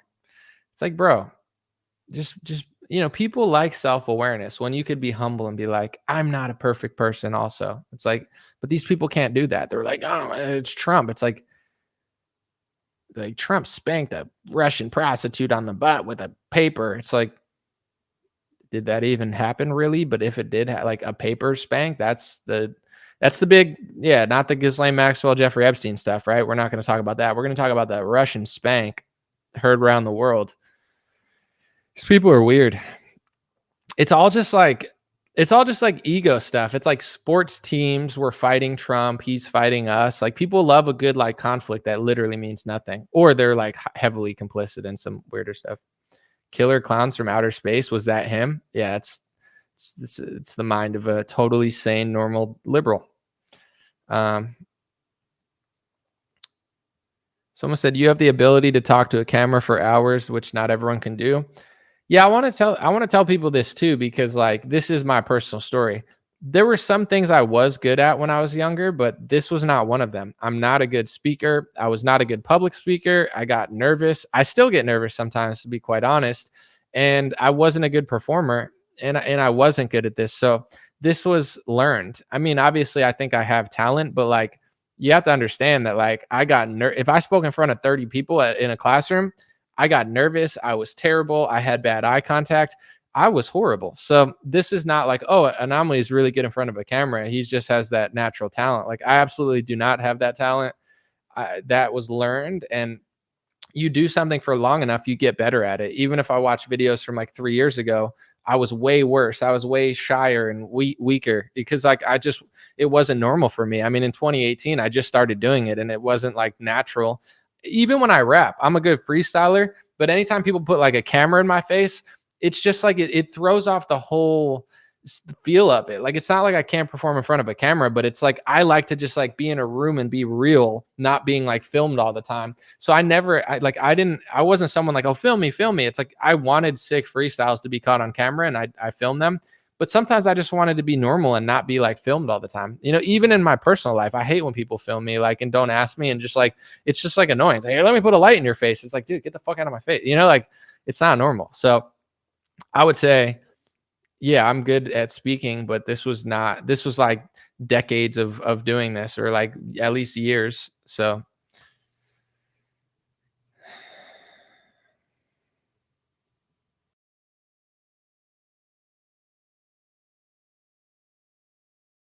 Corbin, I hear you. Someone said, seriously, when life becomes dull, children make it new again, you need to marry and reproduce. I hear you. I haven't been looking for a wife for that long, so I'm just kind of taking my time and being like strategic with it. I'm not trying to get divorced or, nowadays, I mean, I don't know how long ago you got married, and this isn't an excuse, but like marriages meant something, and like they don't really last that long anymore. Like I've heard of people recently that they like got divorced on their on their honeymoon, and it's like, could you imagine? Could you imagine getting divorced on your honeymoon? Maybe some of you here have got divorced on your honeymoon. Like I want it to last forever. I'm not trying to mess that up. So, it's like the amount of people in the pool of like, I'm not going to like make a rash decision and be like, I'm going to marry this person. Like, yeah, I'm not trying to get divorced. So it's a little rough out there. Divorce rates are over 50% now. Yeah, I'm not surprised. It takes a lot of commitment and a lot of like understanding. And personally, I believe you have to believe in something bigger. Some would say you don't, but like if your marriage is just about you two liking each other, I don't see it lasting. If your marriage is about, I don't want to fail God and I don't want to mess this up because it means something to me, it's like that's what I'm kind of looking for. Not like, oh, we really like each other. Let's sign this paperwork. It's like, I don't see that really working. So someone said, no man in America should get married. It's all risk with zero protections and guaranteed. Let's talk about this because this is like there's certain men that say don't get married. There's obviously the men that say you have to get married. And it's a big debate going on now in like what do they call manosphere communities and stuff. The reason men are saying don't get married, not all of them, but a lot of them, it's because back in the day, marriage was different. Like for thousands of years, marriage was like a marriage was between a man and a woman, and it meant something biblically. And women, I believe, for a long time, they couldn't just get divorced for no reason. Like it was like a serious connection. And you could think that that's crazy or whatever, but nowadays it's the exact opposite. It's like the court systems have completely screwed it up. The divorce lawyers, the fact that women could just divorce you for no reason. And I'm not saying like you should stay with a woman who doesn't want to be with you, because it's like who wants that also? But like I'm just being honest, back in the day, like marriage was different. Now, just as much as it is like a bond to God, it's also like a legal liability where like men are getting screwed. Men, get the raw end of most court systems when it comes to like child, all that stuff. So it's like, as a man, I'm not somebody that says I'm never going to get married. I think that that's a bad thing. Like I'm not one of those people that says, it's a huge liability, you should never get married. But it's like, you do want to be thoughtful about it. Cause I think like if you get married to the wrong woman, then it can be like a huge problem, and nowadays the court systems are not on your side. The culture's not on your side. The relationship between man and women is not biblical. It's not God, man, and woman. It's God, and women just do whatever they want. And you know what I'm saying? And everyone in society has their back, and they'll make like, so I'm not saying women are bad or wrong. It's just, you got to really think about it, I think, nowadays, because it's not the same as getting married like 70 years ago. Everything in society is working against you and against your relationship and against God. So you got to really find someone that loves you, that believes in you, and that wants to spend the rest of their life with you and really means it, versus like just saying it. So it's a lot to think about, With me, it's like I got to get close in order to even consider that, where it's like I just haven't been that close, unfortunately. Like, I don't know, maybe my standards are high, or I think I've been selfish for a long time. In my 20s, I never thought about getting married or any of that. I never thought that way. I wasn't conservative. I was just focused on my life and my business.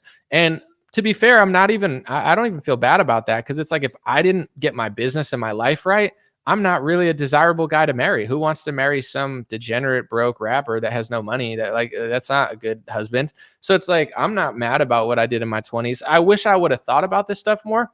I didn't think about it at all. I mean, I had girlfriends and stuff, but I didn't like want to get married or have kids. I was just like, I need to be successful. It took me till like in my 30s to like actually make stuff happen. And then I became more conservative and Christian. I was like, oh, marriage makes sense. So it's like, I didn't even start considering this until like 31, 32. And then it's like, at that point, I'm not just going to jump and marry somebody in my early 30s just because I dated two different people.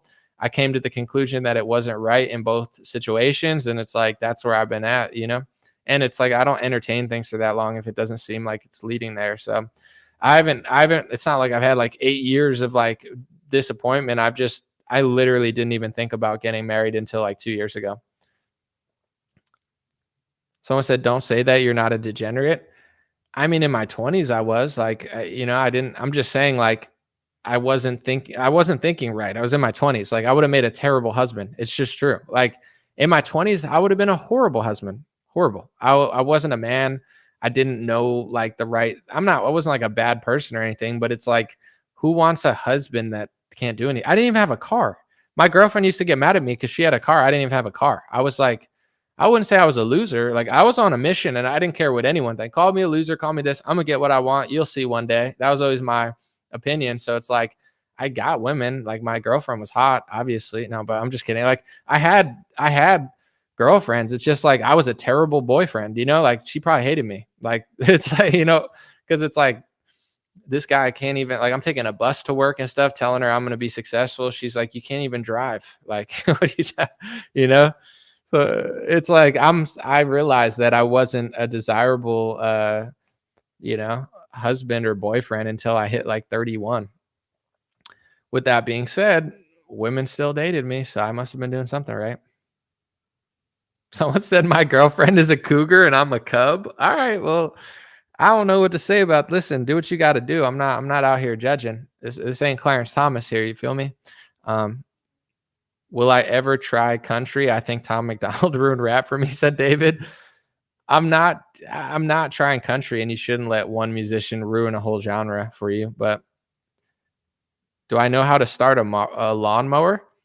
I've mowed the lawn before, but I'm not gonna lie, I haven't done it in a long time. I used to live on a farm and be somewhat useful. Now I'm totally useless. Now, I mean, yeah, I could start a lawnmower. Unless, to be honest, though, the last time I mowed the lawn was so long ago. They probably are easier to start now. You used to have to like pull them. Do you still have to pull them? They probably have a button now. It's like Elon Musk probably makes like weird lawnmowers and stuff. Someone said, my husband wasn't the best man in his 20s, but I stuck around to help him grow, and he's a great man now. Yeah, no, that's awesome, Michelle. I wasn't even trying. That's the problem. Like, I didn't want to get married. I didn't want to have a kid. I was selfish in my 20s. I was just like, I got to make my dreams happen, and I don't care about anything else, you know?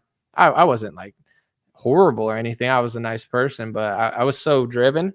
I didn't like this. What I didn't come from like oh, you should do this, you should do that. I didn't even think about this until like 31. These ideas were never even like put in my head, and I was like, oh, that makes total sense. Yeah. And the older you get, the more like, you know, you feel like you're like running out of time. It's like you're like, oh, I should have thought this way earlier, but I don't really spend too much time feeling bad for myself. I like my life. I'm happy. Obviously, it would be better with like the right wife and stuff, but you know, can't complain. Most men are selfish in their younger years. It's probably true. Marnie said, my husband and I were friends for a few years before we got together, and we got totally sober together, so it worked out. That's amazing. Funny how women want you to do stuff with you, and then you deny them, and then all of a sudden they immediately hate you. I could talk about a lot of that stuff. There's definitely interesting dynamics. I think nowadays, like, there's a lot of things working against people because it's like people have too many options. They don't think like, you know, there's a lot of, it's tough nowadays. Like everybody has so many options. It's not like back in the day. It's like, oh, this is my guy. It's like, oh, I could have 500,000 guys or girl. Like things are move so fast. Everybody's swiping. Everybody's done. Nobody wants to like wait, you know, I get it. It's just like, it is what it is. Someone said, I love that you figured it out for yourself in your time. I mean, I'm glad I at least like did what I had to do to become successful. Cause like if I would have wasted all that time and not done shit, that would have been even more disappointing. But it's never too late, you know? I think there's people that have like become successful in their 40s and 50s. It's just like to me, it's like, how bad do you really want it? I wanted it really bad, and I was stubborn. That's why, like, I know some people don't like how stubborn I am in certain facets of my life, but it's like, there's no way I would have got here if I wasn't stubborn. No one could tell me anything. Not a girlfriend, not a hot chick, not an ugly chick, not a fat chick, not a skinny chick, not a guy, A&R for a label. Like everyone tried, like there were so many people that tried to tell me, oh, you can't do that. You can't do this. You can't do that. What if it doesn't work out? What if this happens? So I was like, it's going to work out. Oh, what if it doesn't? It's going to. How do you know? Because I know. Why? Because I'm not going to allow it to not happen, because I'm going to keep working and I'm talented and I'm going to get better. Like there was never a doubt in my mind.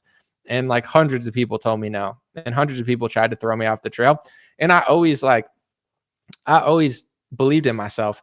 And that's why there's like there's a difference between ego and self-esteem. Self-esteem is like loving yourself. Ego is fake. Ego is like, I'm overly confident because I'm compensating for something. But at the end of the day, like you have to be confident, you know, if you're not, that's why like sometimes I'll talk shit and it'll sound cocky, because it kind of is, but it's just like, I don't have a team. Like I don't have a manager to say this for me. I don't have a label that's going to brag for me. It's like, I don't have anybody. I don't have a news station that's going to say it. They're just going to talk shit about me. So it's like, if I don't say it, no one's going to say it. And if I don't do it, that's why I understood why Trump would always talk about himself at first. Cause he's like, I'm just writing history properly. Everybody's lying about me. This is what I'm really doing. And it's like, it makes sense. He's documenting his own history without it being perverted by like New York Times or Washington Post. But that's all you really can do. So, you know, I used to not like Ye or Kanye West, you know, when I was younger for a while, and then I liked him, but it was always like, I like him. I don't, oh, he's doing this and that. But like now you get it. Cause it's like, in order to get where he got, like he had to be kind of cocky. Like everyone was like, don't rap, don't do this, don't do that.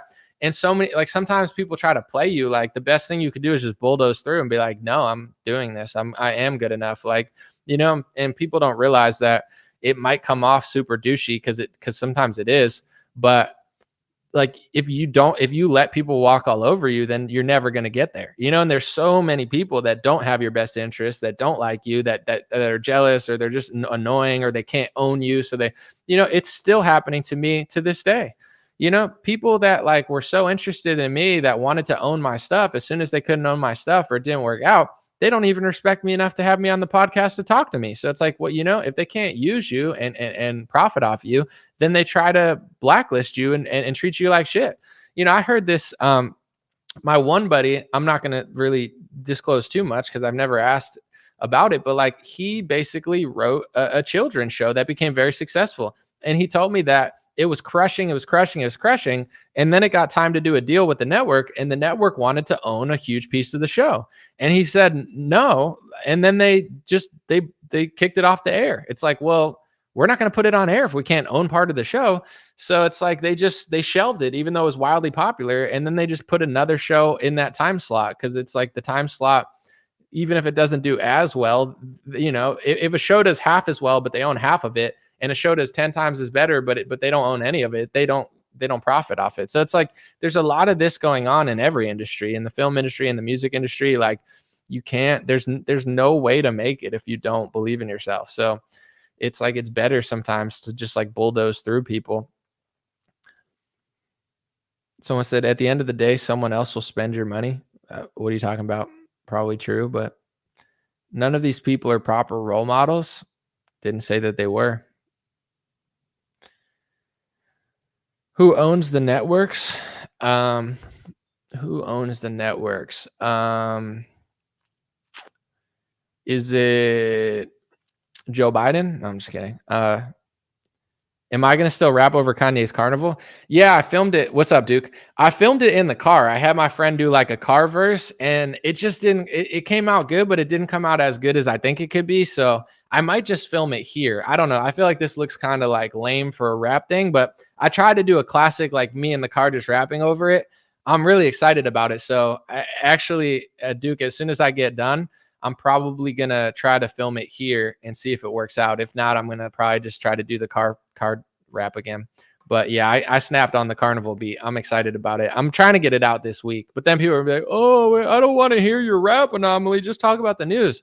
I just talked about the news for 2 hours. Can I rap for 3 minutes, please? Everybody's got to be. Anyway. Someone said go out on the streets, bro. I want it to look cool for sure. Someone said, remember, kids, not everyone that has your back has your best interests. It's also true. Anomaly the hammer. I don't know what you mean by that, but are you calling me a tool, or are you saying I like knock down nails? I don't know. This just got weird. Never mind. What's up, Maestro? Someone said it's the Chai Coms. Yeah, Alex Jones says the Chai Coms own everything.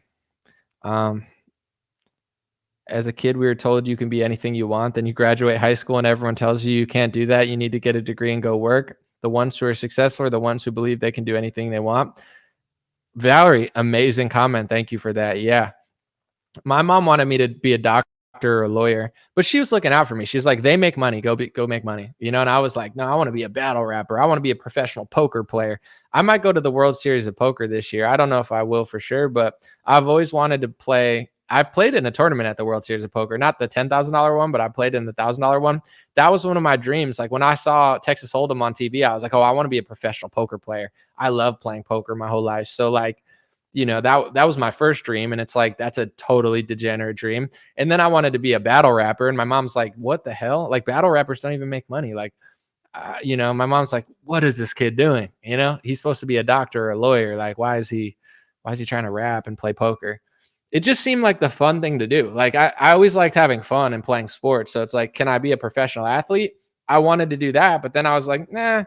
I was like, that looks more fun. What sounds more fun, being in a hospital every day or playing poker and making millions of dollars? Like, this is how I was thinking. I'm like, oh, when I figured out about the internet, I was like, oh, I'm gonna make a website. I'm gonna buy a domain. Like, I just always wanted to just get rich doing something fun. Like I didn't want to be like, oh, let me just be a lawyer. It's like, or I could be like, what was the guy who talked shit on Texas Hold'em? What was his name? He was my favorite one. I don't know why. I always liked the people who talk shit. I liked Wario. when I played Mario Kart. He's like, it's a me, Wario. He was always just talking trash. Everybody hated him. I thought it was hilarious. Who's the poker player? Oh, Phil Hellmuth. That's who it was. I always liked Phil Hellmuth because he was always like angry and yelling and stuff. I don't know why. That was like the troll in me. Yeah, Phil Hellmuth. Yeah, I liked him. I don't think I'm gonna do the $10,000 tournament this year because that's a little degen, but I might go and do a few smaller tournaments, like $1,000 tournaments, because my dream was always to win like one of those bracelets at the World Series of Poker. Tell me that wouldn't be cool. Not only do you make a lot of money, but now you have a bracelet. Like that's tight. It's like winning a Super Bowl. You know, I still have ambition, but we got to see how I do business wise, because I'm not going to take L's like that unless I'm crushing. So how does one grow fake dreads? Dude, I have no idea, but hopefully someone can help you. I'm sure there's a YouTube tutorial for that. Someone said, I don't like rap, but I'll give you 3 minutes. It's fine. I like the magician guy. He would trigger Phil Hellmuth. I forget it. I remember Phil Ivey was one of the guys, you know, Doyle Brenson. I used to love that stuff. I still like poker, but I don't watch it on TV anymore. That would be so cool. I mean, maybe I'll do the 10K tournament, but that probably wouldn't be smart. That's a lot of money. That's a lot of pressure too.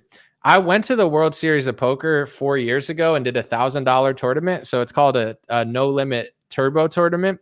And every person you knock out of the tournament, you get $300 back. So I actually knocked 2 people out of the tournament. I got 600 of my dollars back, and I barely lost. Like I went all in with like ace queen. He had ace 10, and then he kicked me out. But I made it. I was in the top half, and I got more than half my money back. So that was a good experience. And like I almost went all in by mistake. I got nervous and threw the wrong chip in, and like, you know, that was kind of devastating and kind of embarrassing. But I did go to the World Series of Poker like 4 years ago, 5 years ago. I don't remember, before COVID. And I just played in one tournament. Like I wasn't trying to like lose a lot of money. So I did a $1,000 tournament and I won $600 back. I want that bracelet though. How tight would that be? You see me win a bracelet, dude, I'm quitting. No, I'm just kidding. But that's like probably $1 million after taxes, probably like 400,000. They just steal the money from you. But yeah. Someone said definitely do the 10K. Dude, that's a lot, but you got to understand it's not just $10,000 to enter that tournament. It's $10,000. Then you got to get the hotel rooms, going to be thousands of dollars. Then I'm going to have to not work and lose money. That's going to be like a $15,000 trip, like, you know, at minimum. I don't know if I have it in me this year. Like if I could crush this year and do something huge, then maybe, but I don't want to lose or spend that money. But the thing is, also I'm awesome at poker and I could possibly win the tournament. Then my life changes. That would be crazy. We'll see. Not this year. I'm not going to do it. There's some website that I don't know that I'm going to use this, but there's a website where people will put your money up, but it's like an investment in you. Like say you don't want to pay the $10,000. People can give you 10 people can give you $1,000, and then you got to like split the money. Like if you, whatever place you're in, they're like investing in you. And that's interesting. I mean, I don't really want to do that because I don't feel like it's a good idea to like do that with my career at this point. I don't know. It just feels a little degen, but I kind of just want to use my own money if I do it. But I'm excited. Like I don't have like specific dreams with music, but like I did Sturgis in 2020 when the country was shut down. That was like an honor because not only am I performing at a huge festival, but it's like everyone's locked in their house. And I feel like it's a statement to just not play along and do it. That was like an iconic moment of my life.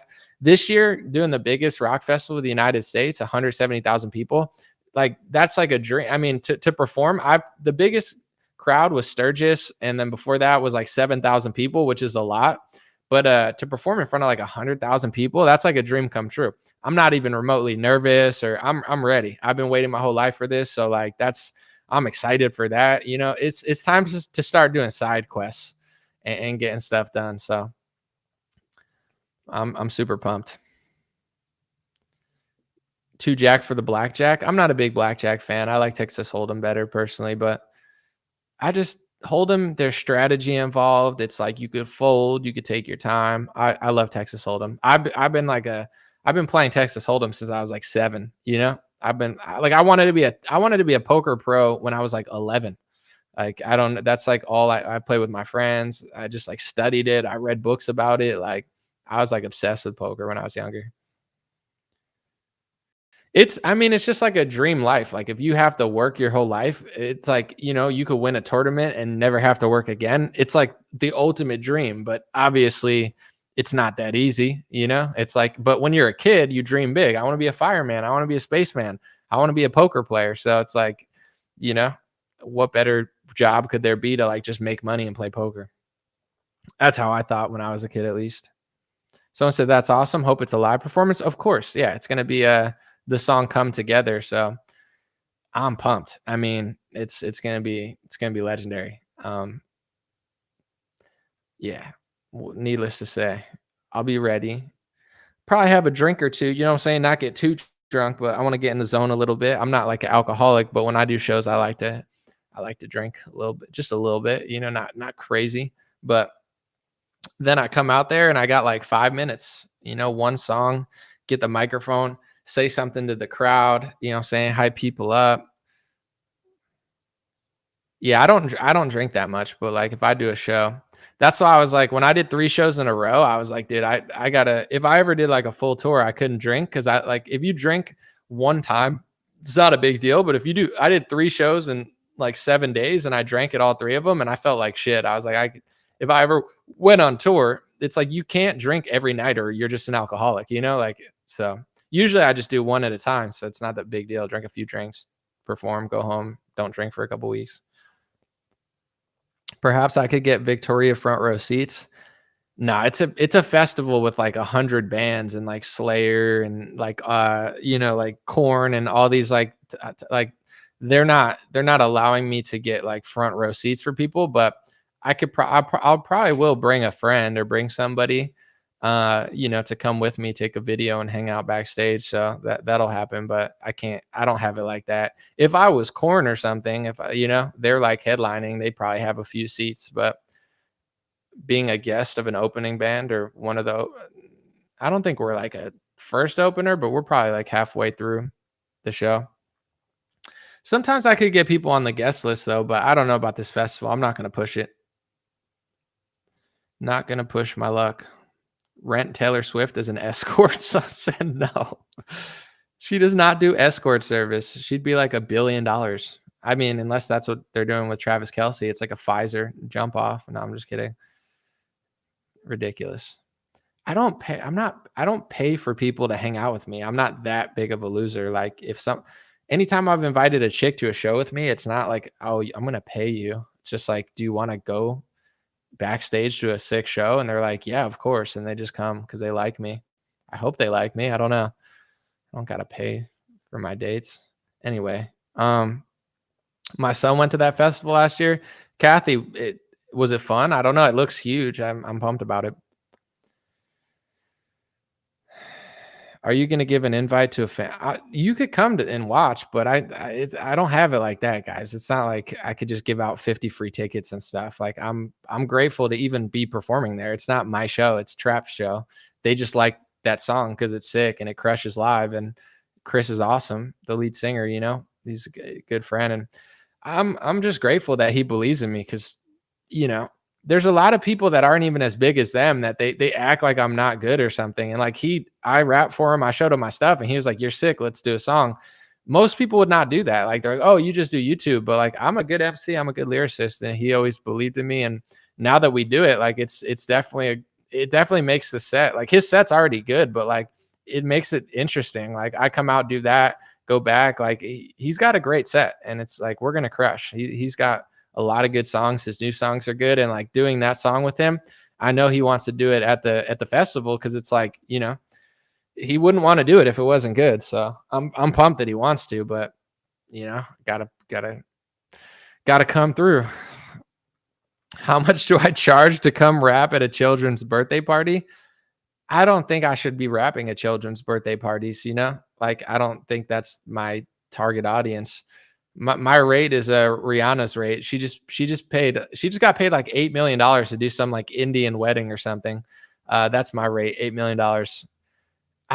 Like children should not be like listening to it's not like that bad or anything. I mean, a lot of my songs have no curses, but I don't know. I don't think that's my target audience with my music. It's rated mature. I would think so. I mean, if I had to play in front of younger kids, I would obviously like edit my whole set to make sure nothing was inappropriate, but it just doesn't seem like the right fit. Someone said the Indian dude complained. Well, dude, you're paying $8 million for Rihanna. Like, you get what you get. Like, he's like, oh, she didn't do what I want. Like, bro, why are you paying $8 million for Rihanna? Like, I mean, I get it. She's cool, but it is what it is. Like, you get her, she comes, she performs. She probably doesn't want to be there. She's just like, oh, I'm getting a lot of money. It's a shitload of money for one performance, $8 million. Do people real like, dude, like Rihanna's got it good. She makes like $1 billion from Fenty. Dude, Rihanna's caked up. She didn't even have to be there. That's why the guy's like, oh, she didn't perform well. It's like, dude, $8 million is like, she wipes her ass with that. She's just like, whatever. I'll give it to some kids or something. I'll build something in a foreign country. Someone said, so dumb. Imagine how out of touch these people are with the rest of us. Yeah, I mean, if I make that much money, I'm purposely trying to be out of touch. Not like, oh, I'm so elitist, but it's like you make that type of money. It's like, dude, I'm not flying with nobody. They're like, oh, he's not sitting in coach. You're damn right I'm not, dude. I didn't make all this money to sit next to you losers. No, I'm just kidding. But you know what I'm saying? Like, dude, how can you be in touch? Make like $8 million for a show? It's not even possible to be like in touch. It's like, dude, that much money, dude, I don't even want to look at people. I'm just kidding. But, you know, it's like I'm not standing in line in like the hood trying to get like a Slurpee. You're like, bro, I want that shit on a silver platter delivered by my trusted butler. Someone said love of money is the root of all evil. I hear you.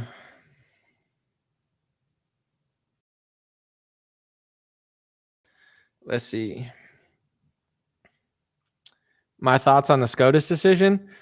It's good, but to me, expected. I always thought it was kind of like theater, but yeah, it's good. I mean, you shouldn't kick Trump off a ballot, but I don't remember what I said when it happened, but I'm almost positive I said that there's no way this is going to pass, and it's just going to be a topic to talk about for right wingers for 3 months and left wingers.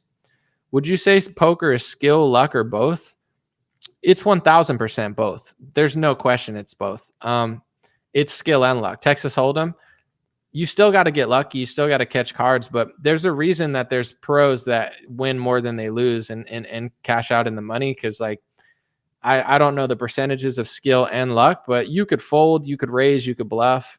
It's a lot of skill. Hold'em is way more skill than any other game in my view, besides like Omaha, which is similar, but you know, yeah, Texas Hold'em, there's no way you could say it's all skill and no luck because you can have the best hand and still lose. So it's a mixture. Someone said more of a chess guy. I like chess too. I'm not good enough at chess to make money playing chess. Like poker, I could legitimately win. It's possible. Chess, I have a 0% chance. Like these pros are geniuses. I like chess. I like playing 3-minute blitz, but I'm nothing to write home about. My kids listen to whatever I listen to, which is degenerate music.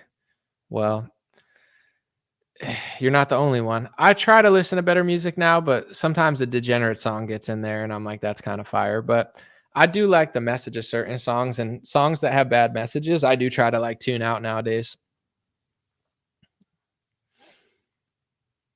Chess is the coolest in the 1900s. I mean, Kasparov and like people like Bobby Fischer definitely made it interesting.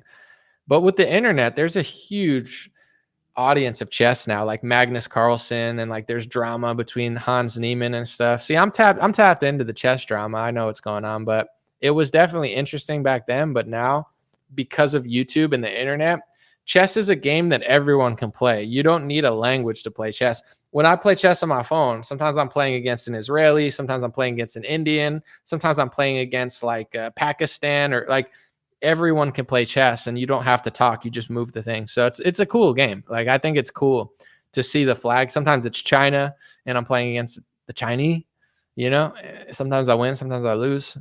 It feels personal when it's a foreign country. You're like, yo, I got to win for my people, you know, there's a lot on the line. So It's a good time. 46D chess. That's my favorite chess. The chess Trump's playing, hiring the deep state to beat the deep state and selling out to Bill Gates to fight Bill Gates. 36D chess is the best chess. There's nothing better than beating up the deep state by giving them money, hiring them, and hiring somebody who wants to off Julian Assange. That's the only way to beat the deep state or something. Anyway, my name is chess.com. My name, maybe one day I'll play chess against people on chess.com, but I try to just be low key. Yu-Gi-Oh is the ultimate game. I used to love Yu-Gi-Oh. I don't play anymore. Dude, I used to go to Yu-Gi-Oh tournaments and I was like too old to do it. It was kind of like I had to like not tell my friends at school because I don't want people to make fun of me. I used to love Yu-Gi-Oh. I went to Pokemon card tournaments. I went to Yu-Gi-Oh tournaments at like some, I think it was called like the Magic Store or something. Like, and you're just there with the biggest nerds. And I'm like, you know, I'm playing my little characters and this guy's got this deck. He probably spent $10,000 on it, just getting my ass kicked by like some fatties. Those were the days. I used to love Yu-Gi-Oh, but I never played Magic the Gathering, only Yu-Gi-Oh and Pokemon. The Sweeney, someone says Sweeney chess. Can someone here? I'll Google it. Like, who is she? I'm not mad at her. Like, she's definitely not ugly. I mean, obviously, Sweeney. What's her name? Sydney Sweeney. Like, okay, like who is she? Because I legitimately don't know. How old is she's 26 years old. Interesting. She was in Euphoria. I got you. White Lotus. So she's an actress.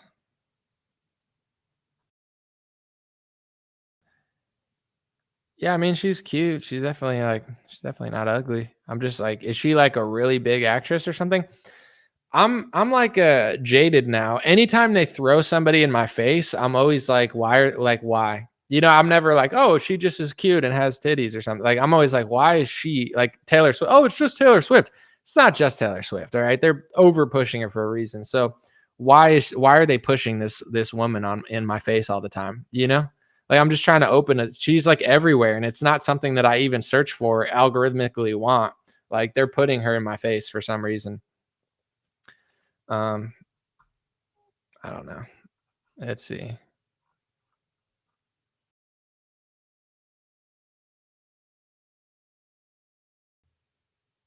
Trying to look. Whatever. Never heard of her, just seen her on Facebook. That's what I'm saying. But it's not like she's not out there. I don't watch TV. I don't watch movies. I don't know anyone. Like, I saw Elijah was getting yelled at by the husband of this girl, like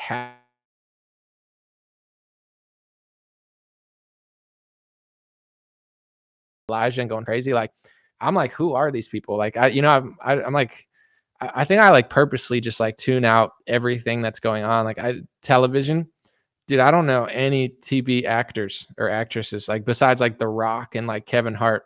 They always put them in movies. They're like, Kevin Hart and The Rock are CIA agents. And I'm like in the movie or in real, like, you know, it's like, what? Cool.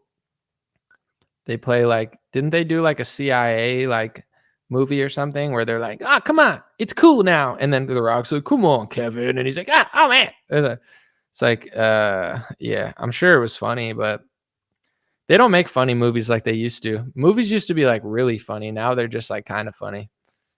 Actually, I don't know. I don't really watch them. White Lotus is amazing, someone said. That's what everyone says. I don't even know what it is. But I do other, like, I like sports.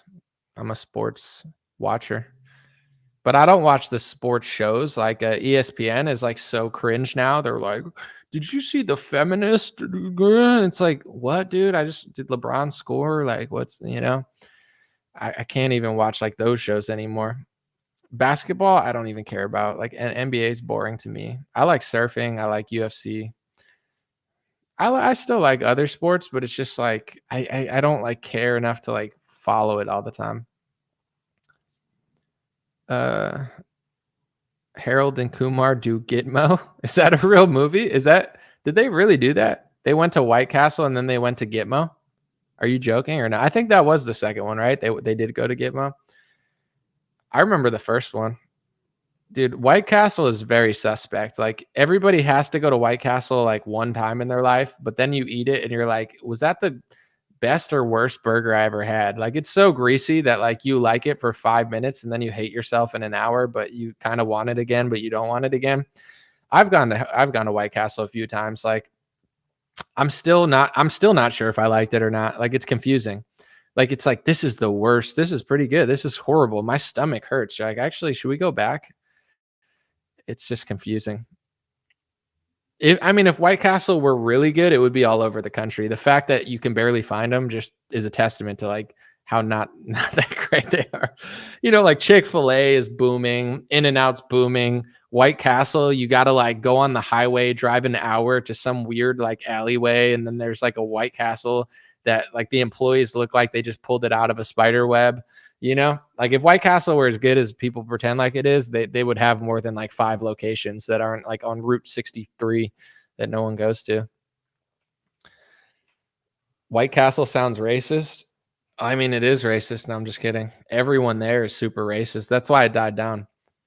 I went there and they were like, sorry, we only served to one race. And I'm like, yeah, all right, well, yeah, I guess they don't want my service. That never happened, by the way. I just made that up. It's a lie. It's a joke. I just have to be clear because it's like nowadays, if you don't specify that you're joking, then you end up on the news. There's so many Southern fast food chains that are nutty.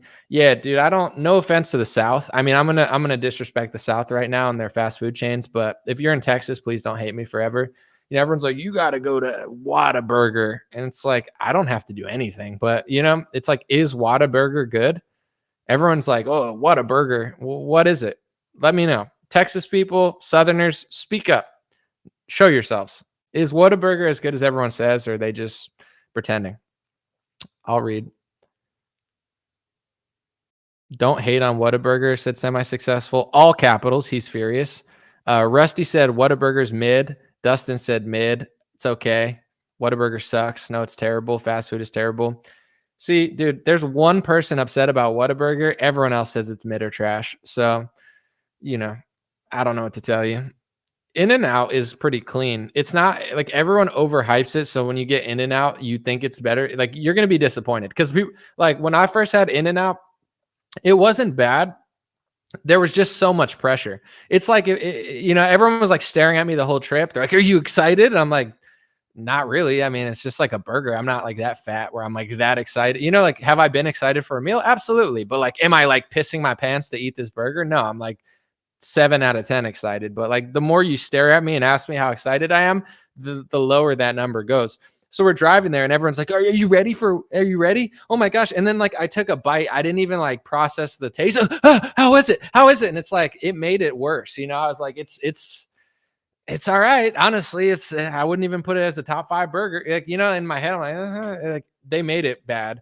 But then after eating In-N-Out like 7 times, I'm like, oh, I get it now. It's like not as good as everyone's pretending, but it is good because it's like basic. Like the fries taste pretty natural. They're probably not. They're probably just soaked in canola oil like everything else. But in general, the burger, like what I get, it's called Flying Dutchman style. So I get meat, cheese, onions, and then I get peppers on it. I get no bun. I get no lettuce. I get no tomatoes. And then I eat it with a fork. I just eat the meat. I know that sounds weird, but it's like, it's not that unhealthy when you eat it that way. And then I'll get the animal style fries. But someone said, I want beef tallow fries. Yeah, everyone does, but they like outlawed it or no one does it anymore. But yeah, the canola oil, it's in everything. Like they put it in like oat milk and like, it's just too much. Like they went crazy with the vegetable oils. And I'm one of those like anti-vegetable oil people. It's not that I don't eat it. I don't buy it. I don't seek it. And I only eat it when I have to, which is probably every day because it's in freaking everything. But I try to avoid it. Someone said White Castle won't serve to white people. Dude, that would be fun. I mean, it wouldn't be funny, but it's funny in my head where like you go to White Castle and you're like, hey, I'll take let me get the 8-pack because they're real small burgers. Like, let me get the 8 burger meal. They're like, sorry, we don't serve to white people. But it's like a white guy saying that to you. And you're like, what are you talking about? It's White Castle. What do you mean? They're like, the castle's white, not the service. You're like, oh my gosh. You're like, I'm offended. I'm going to tell Libs a TikTok and she's going to tweet about it. And I don't know. What do we do? We don't really have we don't really have an Al Sharpton. So what do white people do when like someone doesn't serve white people? They complain to like Blaze TV or Daily Wire or something, and then like Matt Walsh gets upset. I think Matt Walsh is kind of like the Al Sharpton of white people, and I'm not saying that in a bad way because I like Matt Walsh. You know, we don't really have an Al Sharpton, but if we did, it's got to be like Matt Walsh at this point because he'll be more offended than the whites are about that sort of stuff. Like, or like he's definitely the Al Sharpton of like trans things, like, you know. For sure, he's the Al Sharpton of trans things. Like if you're mad at like a transgender like athlete, you go to Matt Walsh. He'll pop up like Al Sharpton. He'll get some views off that. But I don't know who's the Al Sharpton of white people. Who do you guys think is? I'm trying to figure this out because if White Castle wouldn't serve me, I'd have to complain to somebody, and I don't know who. Let's see if anybody. He's more of a Jesse Jackson. Yeah, I don't even know much about Jesse Jackson besides who he is. Someone said regular whites don't even care. Cernovich. I don't think Cernovich is the Al Sharpton. It's funny though. Let me see. Ben Shapiro is totally gone. He's lost the plot. It's all about hibachi. Someone said David Duke. Yeah, but he doesn't really have like any clout though, like Al Sharpton. You know, like Al Sharpton will like pop up at the events. Like David Duke doesn't really pop up like that. But I don't know if Matt Walsh. Someone said Matt Walsh is a okay. I'm just trying to read the room here. Someone said the Proud Boys.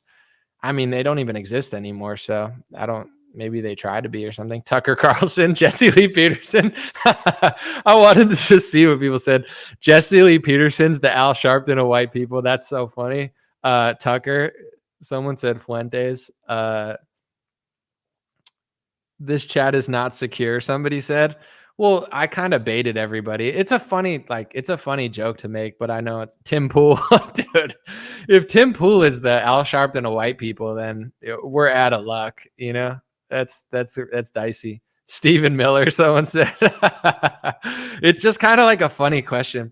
I had I'm just trying to tap into like the humor of everything now because it's not even worth getting mad about. But there was this picture of like Kamala and Biden like kneeling with masks on, and someone said like, what's the name of the album cover? And I said Slow Biden and Lil Dumb. I thought that was funny, and then like everyone was leaving funny comments. I was like, what would the album cover be of this? It's fun to ask people. Crowder, Mia Khalifa, Candace Owens, did all funny answers. That's so funny. The Al Sharpton, you know, if White Castle didn't serve whites, we'd need to go to Jesse Lee Peterson. That's so funny. Anyway, where were we? This is a serious show. Alex Jones is Al Sharpton. I don't know about that, but all good answers, all funny answers. Anyway, where were we? Someone said you have to stop and laugh or you go crazy. Well, also, I'll say this before I leave. Beta said Rusty. Yeah, that's Jesse Lee's classic phrase. But you know, being too upset all the time is not healthy. But then if you're gonna be upset, you want to have like aim to your upset. My issue with the Republican Party and a lot of conservatives, not all, but some, to quote the late great Jesse Lee Peterson, who's still alive.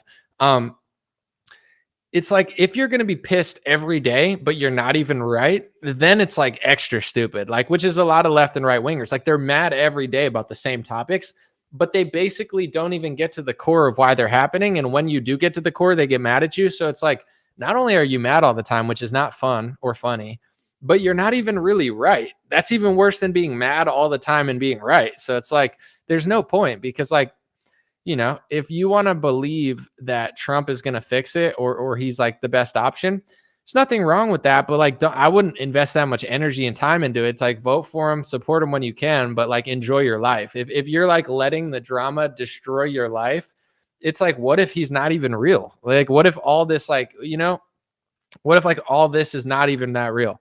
Then it's like, it's extra dumb. So it's like, we try to have fun with it.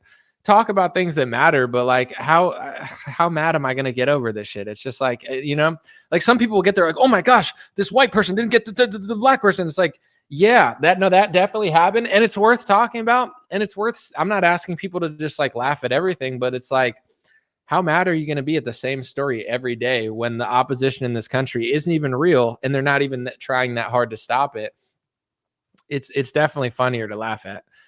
Someone said they're ineffective. Yeah, absolutely. Not effective, not helping, not getting to the root of the problem, getting mad at people getting to the root of the problem, and just making people upset all the time over like things that they don't even know how to fix because they're too upset about it. So it's like, it's much funnier to just laugh at it and point out other stuff. So someone said, it's not real, 81 billion votes. Possibly, but they did lock the country down and print out ballots. So you would be surprised. I mean, I'm not saying this just to like annoy you, but when you lock the country down, no one can travel and everyone's getting, and like 50 million people are getting ballots sent to their house, it's actually not that hard to get 81 billion votes. So like saying it was stolen and there's nothing that Republicans could have done is the easy talking point to just make yourself feel like a victim. And I'm not saying they didn't cheat at all. I'm just saying like, that's how they're cheating. They're cheating legally by changing the rules and then doing it. And then Republicans don't do it. And then they lose. And then they act like they don't know. And next thing you know, you're at a 76-hour Mike Lindell cyber symposium, and you're wondering how you got there. And then boomers are telling you that frankspeech.com is going to save the globe. And then you got people in the chat telling you that the globe's not even real, and now you're on an anomaly stream. 2 hours went by. You're trying to figure out what even happened. So I don't know where I was going with that, but in a confusing manner, I think that's where the show ends. God bless you guys. Dream Rare Podcast. I'm going to let people know who won the hats. We had a little technical problem. Nothing bad. I just want to make sure whoever spent the most didn't scam us and like get the money back, because then I'm not giving you the free hat. But if you didn't and it was just a cybersecurity question, you're getting the hat. Got you guys. God bless you. Dream Rare Podcast. I've had fun. See you guys tomorrow. Hey, what's going on, my friends? Just a few ways to stay in touch and support if you'd like to. The first way is dreamrare.com. We have blue beanies, black beanies, pink hats, other colored hats, freedom versus tyranny shirts, stay blessed long sleeve, God is great long sleeve, and lots of more cool items coming soon. Dreamrare.com. Check out the shop to support. Everything's made in the United States. Handpicked by me. Patreon.com/raretalk for $5 a month. You can help support me, support the show. If you haven't noticed, unlike other channels, I don't work with very many sponsors, sometimes none at all. And part of the way I'm able to do that is with the Dream